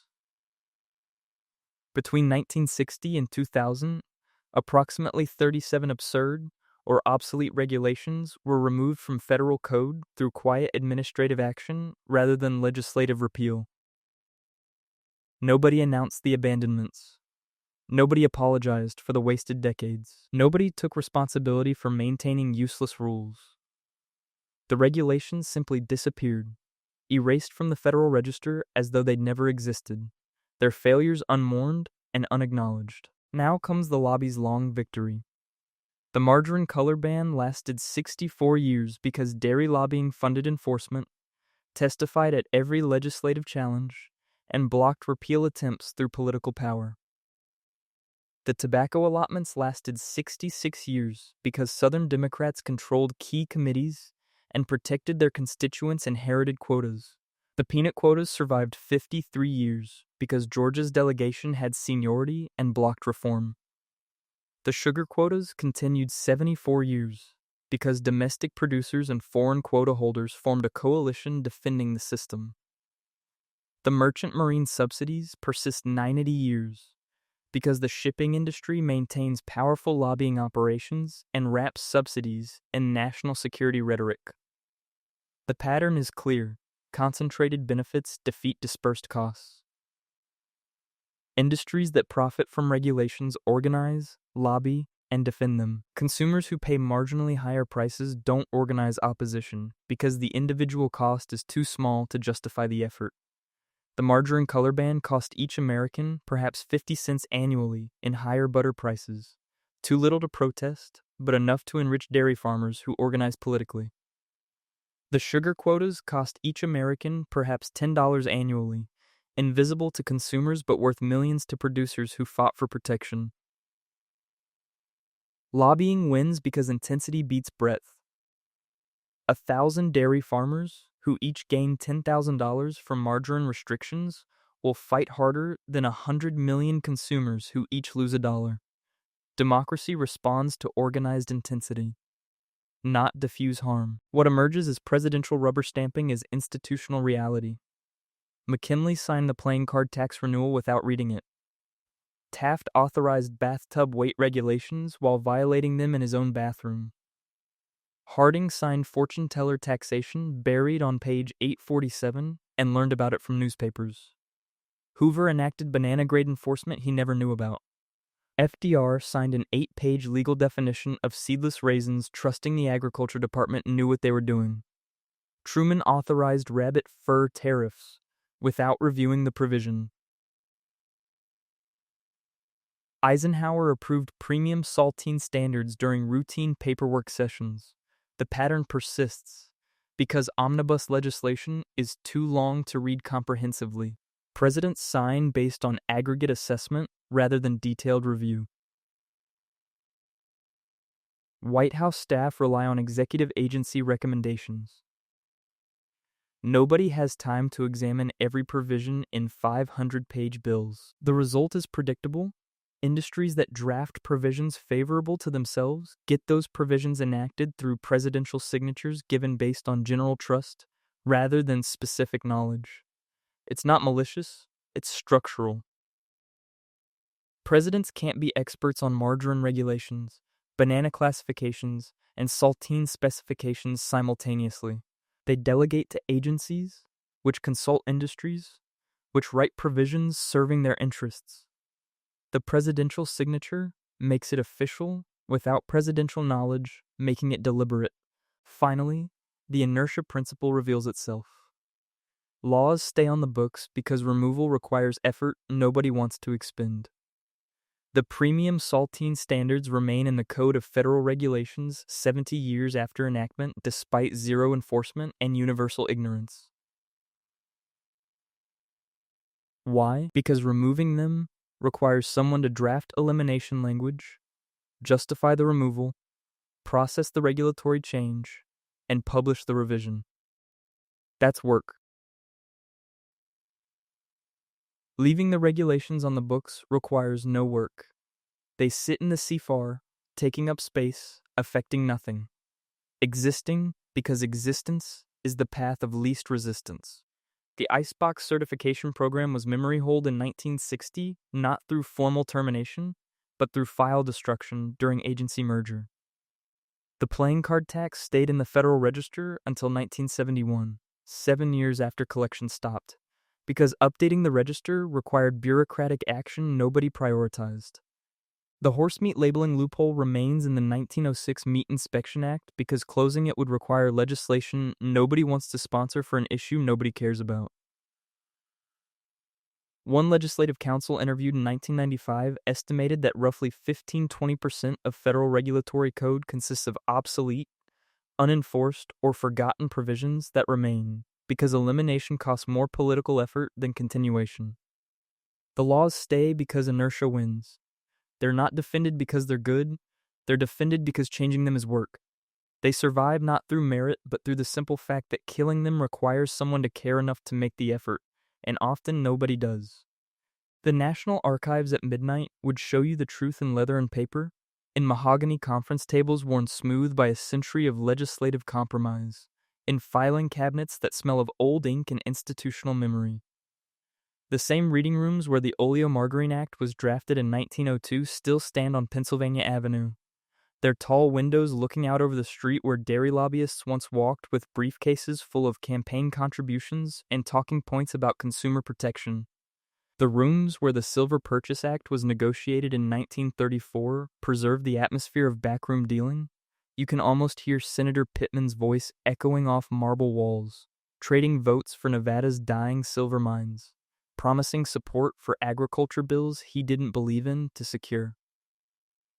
Support for mining subsidies he absolutely needed. The conference rooms where Georgia's congressional delegation wrote peanut quota provisions in 1949 are historic landmarks now, preserved exactly as they were, down to the leather chairs and brass desk lamps. These chairs are roped off now, velvet barriers protecting furniture that witnessed the creation of agricultural monarchy. Tourists walk through on guided tours, taking photos of rooms that look like museums of democratic deliberation, never knowing these were the spaces where 200 families secured hereditary control of American peanut production.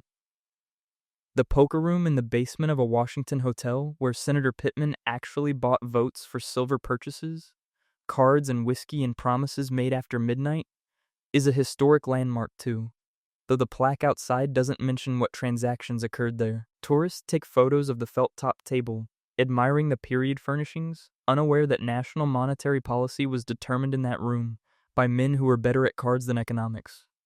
The Federal Register itself, once published on heavy cream-colored paper and mailed in boxes to federal offices and law libraries across the country, is now digitized and searchable online. Millions of pages of regulatory text available to anyone with internet access and the patience to navigate. Government databases. You can find the playing card tax that cost more to collect than it generated, the banana import grades that created 9 categories nobody used, the saltine cracker standards specifying perforation patterns that nobody enforces, the hairnet manufacturing specifications so precise that manufacturers sued claiming geometric impossibility. They're still there, archived in digital perpetuity, laws that once governed commercial activity and now merely exist as historical curiosities, bureaucratic fossils preserved in the Federal Register's endless accumulation. The machinery that produced them is still there too, functioning exactly as it did a century ago. Congressional committees that defer to industry expertise because legislators lack technical knowledge. Presidential signing ceremonies that authorize provisions buried in thousand-page bills that nobody has read completely. Enforcement agencies that lack resources to pursue violations and quietly abandon programs they can't staff. And lobbying firms that draft legislation favoring their clients while testifying as neutral expert witnesses. The specifics change with each generation. New industries replace old ones. Different products get regulated. Modern technologies create novel enforcement challenges. But the underlying architecture remains constant, persistent, seemingly immune to reform or revelation. Now we see the continuity beneath the absurdity. The patterns that repeat across 138 years of American regulatory history with remarkable consistency. In 1886, dairy lobbyists convinced Wisconsin legislators that margarine posed an existential threat to butter, securing state laws requiring margarine to remain white or be dyed pink, making it visually unappealing to consumers who associated yellow with quality. In 2024, industries still write regulatory provisions favorable to their interests, still testify as expert witnesses while lobbying for profitable outcomes, still secure government protection against competition while claiming to advocate for consumer welfare or public safety. In 1894, the Treasury Department began collecting a federal tax on playing cards that cost more in enforcement expenses than it generated in revenue. A fiscal absurdity documented in congressional testimony within 6 months of implementation. In 2024, enforcement agencies still maintain programs they know are ineffective, still produce reports claiming success, while internal documents acknowledge failure, still request budget increases for initiatives that demonstrably don't work, because admitting failure requires political courage. Nobody wants to demonstrate. In 1918, President Wilson signed legislation requiring federal licensing of carrier pigeons for wartime communication security, probably never reading the provision buried in emergency war powers legislation. In 2024, presidents still sign omnibus legislation based on staff recommendations and agency summaries, rather than comprehensive personal review, still authorize provisions they don't know about, still discover from journalists what laws they've enacted. In 1933, FDR issued Executive Order 6102, confiscating privately held gold, threatening massive fines and decade-long prison sentences for noncompliance, achieving an estimated 25% actual surrender rate because the government had no mechanism to identify gold owners or search private property without warrants. In 2024, enforcement still depends on voluntary compliance, backed by threats that sound severe but can't be systematically prosecuted, still relies on citizens obeying laws the government can't actually enforce through surveillance or inspection. In 1949, Georgia's congressional delegation secured permanent federal peanut production quotas that enriched approximately 200 families for 53 years, creating inheritable property rights worth hundreds of thousands of dollars that could be leased to others for profit.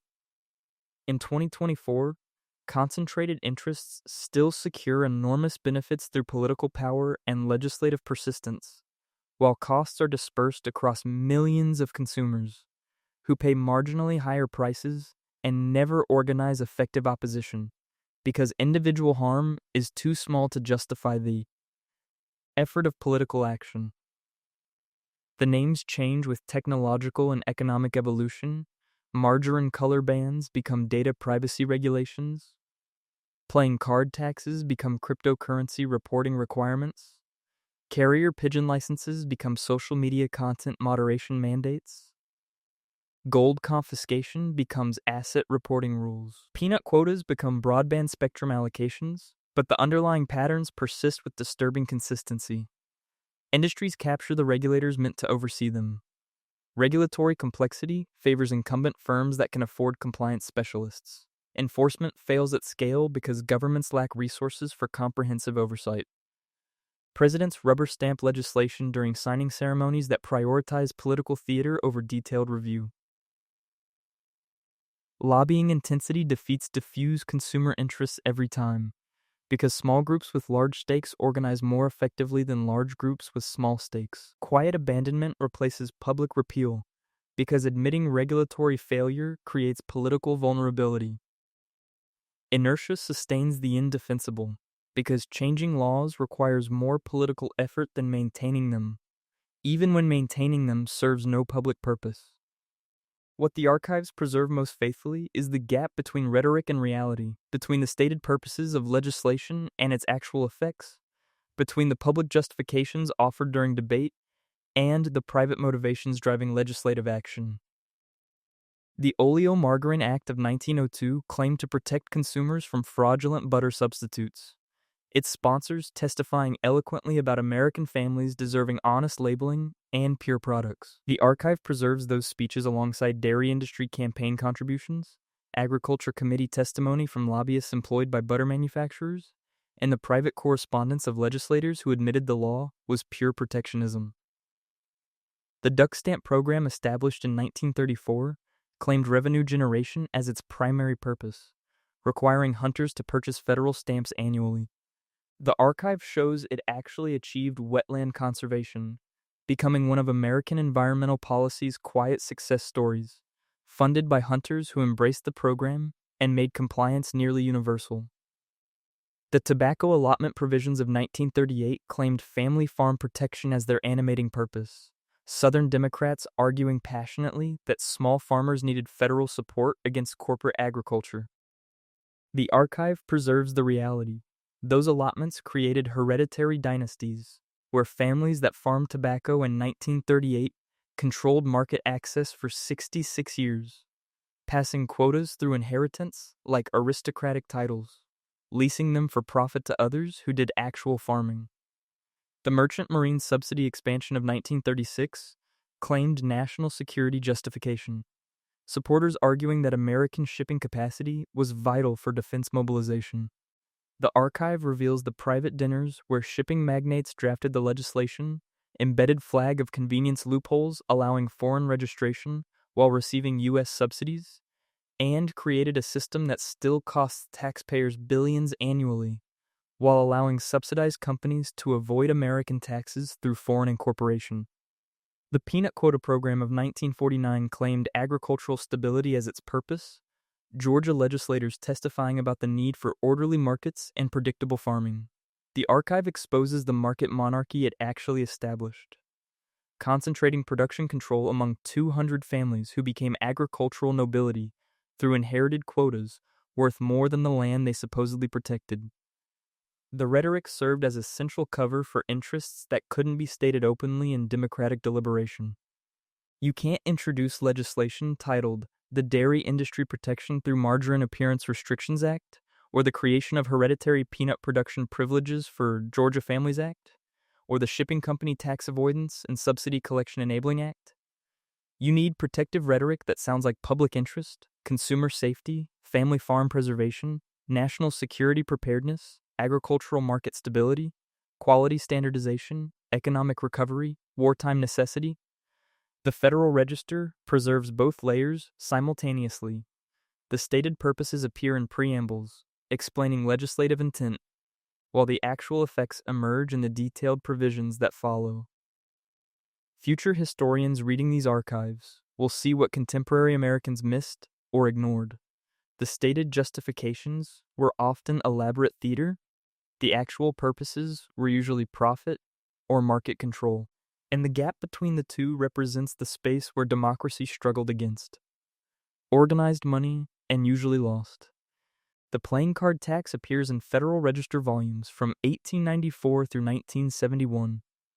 77 years of continuous archival presence for a tax that functioned profitably for perhaps 0 of those years, a revenue measure that cost more to collect than it generated from the moment of implementation. Why does this matter beyond historical curiosity or legislative humor? Because the archive preserves the gap between legal existence and practical effectiveness, between what the law claimed to do and what it actually accomplished. The tax existed in law, properly enacted, presidentially signed, officially published, theoretically enforced. It failed in practice. Treasury inspectors testified to Congress about enforcement costs exceeding revenue within 6 months. Card manufacturers evaded it systematically, Consumers bought untaxed decks from street vendors who appeared overnight, and collection became a documented fiscal absurdity. The Federal Register recorded the existence, the legal text, the implementation regulations, the forms required for compliance, the penalties for violation. The Federal Register did not record the failure. That required reading Treasury Department testimony, congressional committee reports, and agency budget justifications that admitted the program cost more than it collected. Someone reading the Federal Register in 1950, seeing the playing card tax listed among active revenue measures, would encounter what appeared to be legitimate taxation, properly authorized, officially enforced, presumably revenue-generating. Only by reading supplementary documents, by following archival threads through multiple repositories, would they discover it was actually a 71-year fiscal absurdity maintained, because nobody wanted to admit the mistake by formally repealing it. The archive tells multiple truths simultaneously, layered across different document types and institutional repositories. The legal truth appears in the Federal Register. The tax existed as valid law. The practical truth appears in Treasury testimony. The tax failed as revenue policy. The institutional truth appears in congressional inaction. The failure didn't lead to repeal, because repeal required acknowledging error.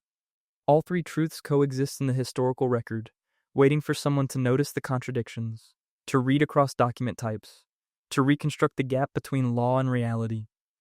The playing card tax stayed legally active for 77 years, despite being practically dead for 71 of them, because the archive privileges legal existence over practical effectiveness, because the Federal Register records what laws say rather than whether they work, because institutional inertia makes continuation easier than termination, even when termination would serve the public interest. The margarine color band's archival trail runs from 1886 state legislation through 1902 federal expansion, through 1950 quiet repeal, through 1967 final state-level elimination. 81 years of documentation showing dairy lobby victory, federal enforcement theater, restaurant civil disobedience, and eventual regulatory surrender. The archive preserves every stage. Wisconsin's initial 1886 ban requiring margarine to remain white, protecting dairy farmers from competition with artificially yellowed substitutes. Agriculture Committee hearings where dairy lobbyists testified about consumer confusion while carefully avoiding mention of their financial interests. The 1902 Oleomargarine Act federalizing color restrictions nationwide. Enforcement reports describing federal agents raiding groceries to confiscate suspiciously yellow margarine, state-level escalations where some jurisdictions required margarine to be dyed pink, making it visually repulsive to consumers. Restaurant resistance in the 1940s, when establishments began serving yellow margarine openly. Daring authorities to prosecute every diner in the state, and the quiet 1950 federal repeal, buried in routine agricultural legislation, announced to nobody, covered by no major newspapers. The archive also preserves the Wisconsin dairy senator's extraordinary 1949 retirement confession. Delivered to a nearly empty chamber in his final floor speech, "I will admit now what I could not admit while in office. The margarine color restrictions were purchased by the dairy lobby. We claimed consumer protection. We meant market protection." That admission appears in the congressional record, available to anyone who searches the archives. Acknowledged by almost nobody who should have cared. The senator's confession matters precisely because it's so rare. Most regulatory corruption isn't openly acknowledged even in retirement, even when political consequences have expired, even when honesty costs nothing personally. His admission is archived alongside the laws he supported for 30 years, creating a documentary record of purchased legislation from the purchaser's own mouth. Future researchers can trace the money through campaign finance records, read the testimony through committee reports, find the confession in the congressional record, and reconstruct the corruption with primary source documentation.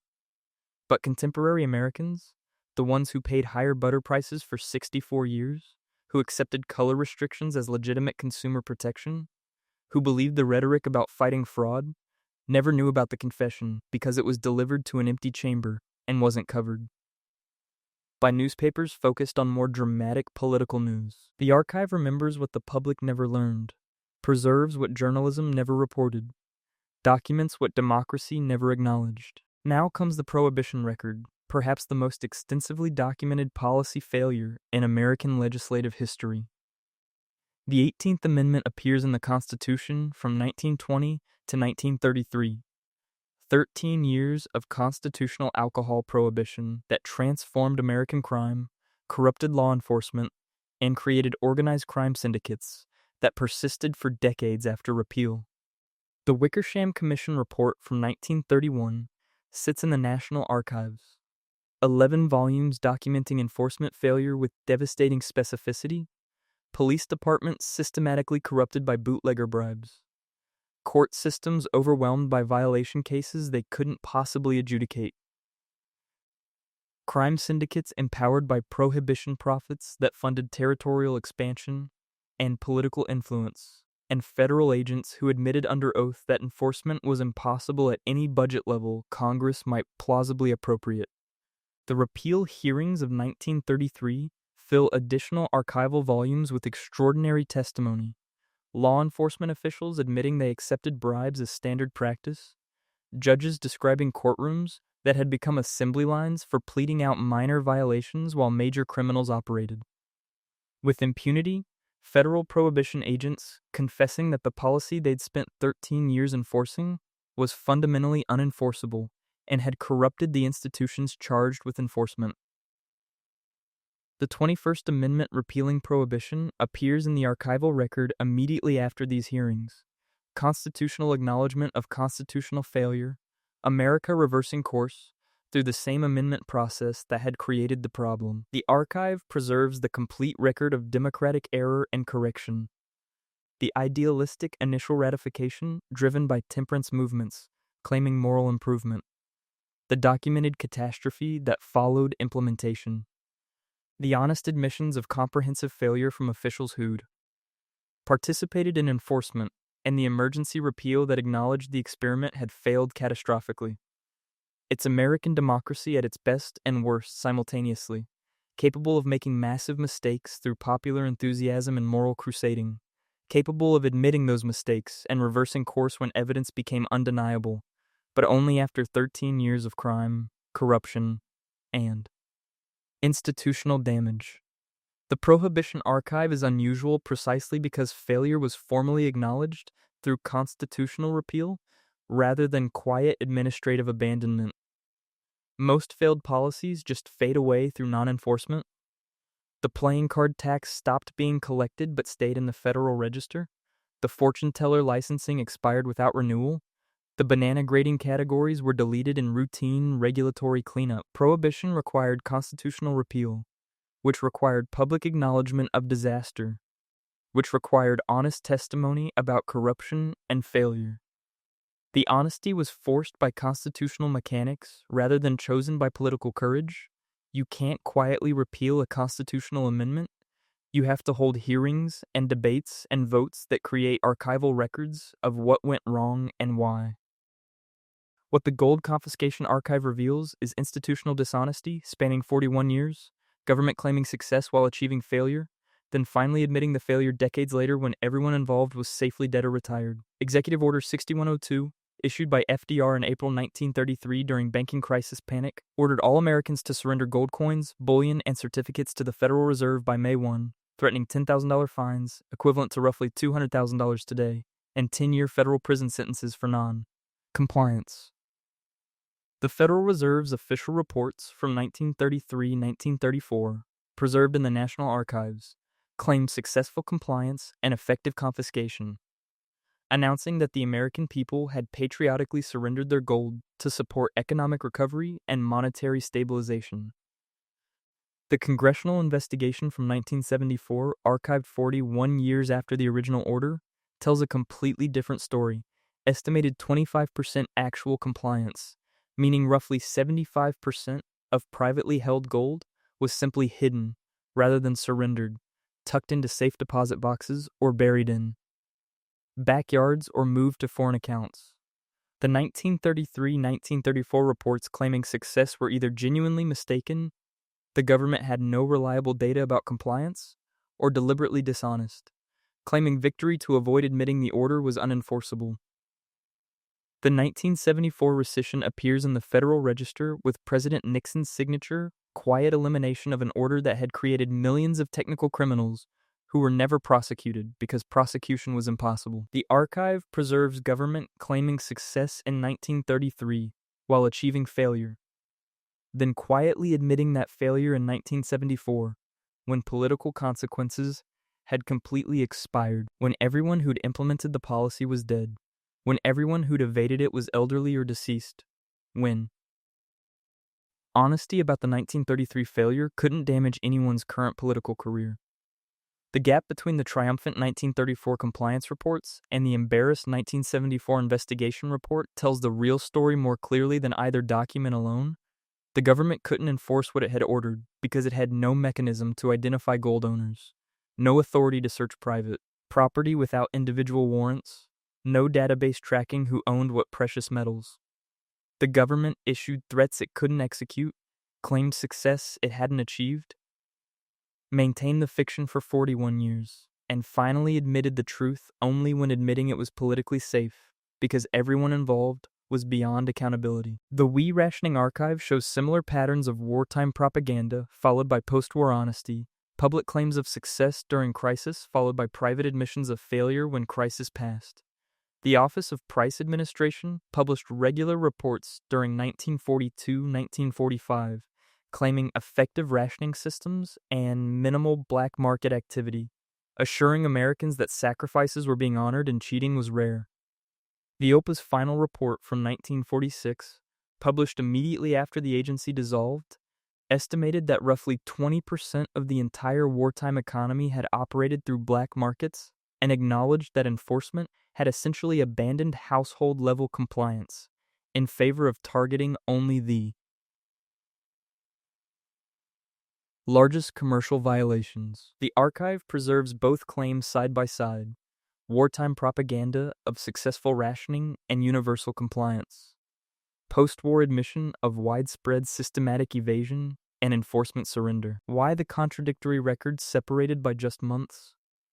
Because wartime required maintaining public morale, the OPA couldn't admit during the war that rationing was failing without undermining home front support, without encouraging additional violations, without suggesting that sacrifice was optional for those willing to pay black market premiums. After the war ended and rationing terminated, honesty became possible because the stakes had lowered dramatically. Admitting that wartime rationing had been widely evaded didn't matter in peacetime when rationing was ending anyway. The archive preserves both the propaganda that supported wartime morale and the truth that emerged when truth-telling no longer carried costs. The documents reveal how governments manage public perception during crisis, claiming success regardless of reality, maintaining optimistic narratives to preserve compliance among those predisposed to follow rules, then admitting failure only after the crisis passes, and admissions can't undermine ongoing policy. The OPA's 1946 final report is remarkably honest about enforcement limitations. Household rationing was essentially voluntary, commercial enforcement was selective, black markets thrived wherever demand exceeded supply, and the rationing system succeeded primarily because most Americans believed in the war effort rather than because enforcement was effective. Finally, the carrier pigeon licensing forms exist in National Archive storage, actual boxes of them from 1918, never distributed, never used, never thrown away, preserved as physical evidence of legislative absurdity meeting bureaucratic permanence. Someone in the War Department carefully filed them in 1918 when carrier pigeon licensing was briefly considered a wartime security measure. Someone moved those boxes during archives reorganizations in the 1920s, 1940s, 1960s, and 1980s. Someone cataloged them in database systems when the archives digitized their holdings. The forms sit there still in climate-controlled storage, waiting for the occasional historian who wants to document that the U.S. government once seriously required federal licenses for birds, complete with registration forms asking for pigeon identification details and flight pattern reporting. The forms are absurd. The entire premise of licensing migratory birds that can't be easily identified and don't respect jurisdictional boundaries was absurd from inception. But their preservation matters beyond humor. They're physical evidence of how democracy can produce nonsense when wartime panic meets bureaucratic impulse meets legislative action. They document that absurdity isn't just rhetorical or theoretical, but was real enough that government resources were expended printing forms, creating filing systems, establishing protocols that were abandoned almost immediately, but never formally terminated. The horse meat labeling loophole remains in the 1906 Meat Inspection Act, still there in the United States Code in 2024, 118 years after enactment, because nobody has bothered closing it, despite periodic attention from journalists and consumer advocates. The archive preserves the loophole's text. The congressional testimony revealing its deliberate vagueness. The meat industry lobbying that ensured horse meat wouldn't require disclosure unless it was the predominant ingredient, and the complete absence of any serious legislative effort to fix it. Across more than a century, the loophole's survival isn't defended with arguments or justified with policy rationale. It simply persists because persistence is the legislative default, and change requires effort that nobody with political power wants to expend on an issue affecting relatively few consumers who mostly don't. No, horse meat labeling is optional. The laws themselves change. Margarine can be yellow now without legal penalty. Playing cards aren't federally taxed. Gold ownership is legal and unrestricted. Prohibition was repealed by constitutional amendment. Mohair subsidies were finally eliminated after 41 years. But the machinery that produced those laws doesn't change at all. Industries still write the regulations meant to govern them, submitting draft language to sympathetic committee chairmen and testifying as neutral experts while lobbying for profitable outcomes. Enforcement still fails at scale because governments lack resources for comprehensive oversight, and enforcement impossibility creates selective enforcement that becomes discretionary power. Presidents still sign legislation based on comprehensive briefings rather than comprehensive reading, authorizing provisions they don't know about in bills they haven't read. Lobbying intensity still defeats diffuse consumer opposition every single time because small groups with enormous stakes organize more effectively than large groups with trivial individual stakes. Regulatory complexity still favors incumbent firms that can afford compliance specialists and lawyers who can navigate Byzantine requirements. Quiet administrative abandonment still replaces public legislative repeal because admitting regulatory failure creates political vulnerability nobody wants to accept. Inertia still sustains the indefensible because changing laws requires political effort while maintaining them requires nothing, even when maintaining them serves no public purpose and continuing them serves only the private interests that wrote them originally. The Federal Register still grows relentlessly, adding new regulations faster than it removes old ones, preserving law that nobody enforces alongside law that everyone follows, maintaining distinctions that matter enormously to affected industries and not at all to the general public. The archive expands every year, documenting both democracy's occasional capacity for self-correction, prohibition was repealed, margarine can be yellow, mohair subsidies ended, and its persistent tendency toward regulatory capture where industries control the agencies meant to regulate them. The archive preserves both democracy's honest moments, the Wickersham Commission's devastating prohibition report, the Wisconsin senator's retirement confession about dairy lobby corruption, the 1974 gold confiscation investigation admitting failure, and its decades of institutional dishonesty where agencies claim success, while internal documents acknowledge failure. The archive documents both the laws that work, like the duck stamp program that accidentally achieved conservation while claiming revenue generation, and the 99 examples we've examined tonight of laws that were always partially or completely absurd, maintained for decades despite documented dysfunction, defended by political interests rather than policy merit. The archive shows democracy capable of spectacular error, constitutional prohibition, gold confiscation that achieved 25% compliance, 64 years of margarine color restrictions bought by dairy lobbies, 53 years of peanut quotas enriching 200 families. The archive also shows democracy capable of eventual correction, repealing prohibition, ending margarine bans, eliminating peanut quotas, though often only after decades of documented failure, and only after compensating the beneficiaries of bad policy with billions in buyout payments. What the archive demonstrates most clearly is that democratic self-correction happens slowly, incompletely, and usually only when organized interests supporting bad policy finally lose political power, or when maintaining the fiction becomes more expensive than admitting the failure. The reading room is quiet at midnight, fluorescent lights humming softly over mahogany tables where researchers examine documents most Americans don't know exist. The leather chairs where senators and lobbyists drafted legislation are preserved behind velvet ropes. Museum pieces now, their original purposes obscured by time and by plaques that describe democratic deliberation without mentioning the deals that occurred there. The Federal Register is digitized and searchable.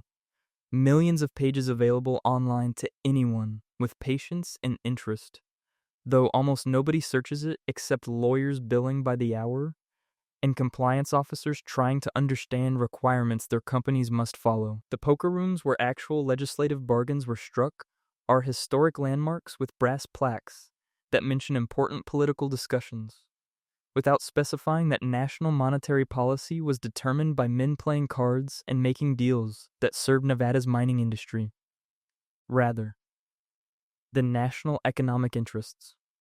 The congressional hearing rooms still host testimony. Witnesses still swear oaths to tell the truth. Industries still testify as neutral experts while lobbying for profitable outcomes. And the testimony is still recorded and archived for future historians to examine and reconstruct what actually happened versus what was publicly claimed. The White House still hosts signing ceremonies where presidents stand before cameras and sign legislation they haven't read completely, surrounded by supporters celebrating bills whose specific provisions were written by the industries they regulate. The enforcement agencies still produce reports claiming program success, while internal documents acknowledge enforcement failure, still request budget increases for initiatives that don't work, still maintain programs they know are ineffective, because admitting failure would threaten funding and bureaucratic survival. The lobbyists still draft legislation in law firm conference rooms, still testify before congressional committees, still make campaign contributions that ensure their drafted language becomes federal law.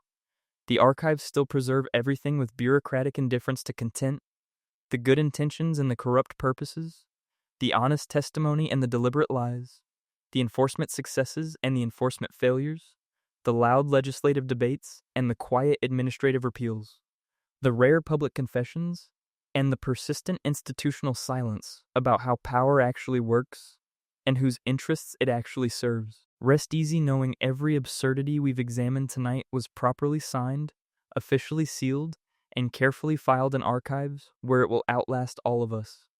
The archives preserve it all with equal diligence. The playing card tax that cost more to collect than it generated for 71 years. The margarine color ban that dairy lobbies bought to eliminate competition for 64 years. The peanut quotas that enriched exactly 200 Georgia families for 53 years. The mohair subsidies that continued 41 years after any military necessity ended. The premium saltine cracker standards that remained technically active despite affecting absolutely nothing and being known to virtually nobody. The duck stamp program that accidentally worked. The prohibition disaster that required constitutional repeal. The gold confiscation that achieved 25% compliance while claiming complete success. The rationing that maintained public morale through optimistic lies followed by honest post-war admissions. The carrier pigeon licensing forms still sitting in boxes, never used, never discarded. The horse meat labeling loophole still open after 118 years, because closing it requires effort nobody wants to expend. Tomorrow morning, when Washington wakes and Congress reconvenes and committee hearings resume, someone will draft another regulation that will sound perfectly reasonable in public debate, will serve concentrated private interests rather than diffuse public welfare, will fail in practice while succeeding in law, and will survive for decades through political protection and institutional inertia long after everyone involved has retired or died. The machinery continues operating exactly as it has for 138 years. The Federal Register grows, adding regulations faster than removing them, preserving the active and the obsolete in digital perpetuity. The archives expand, documenting today's decisions for historians who will examine them decades from now and wonder why obvious absurdities persisted so long. And somewhere in Washington tonight, in a leather chair in a congressional office or a hotel dining room where lobbyists meet sympathetic legislators, someone is drafting the next provision that will embed industry preferences into federal law, that will sound like public interest while serving private profit, that will create complexity favoring incumbents, that will fail enforcement tests while passing political ones, and that will survive far longer than merit would justify, because inertia sustains what political power protects. The specific laws change as industries and technologies and political coalitions evolve. The fundamental machinery producing those laws doesn't change at all. It persists, preserved in the archives, functioning in the present, ready to produce tomorrow's absurdities with the same reliable efficiency it demonstrated producing yesterday's. The laws change. The machinery doesn't. Sleep well.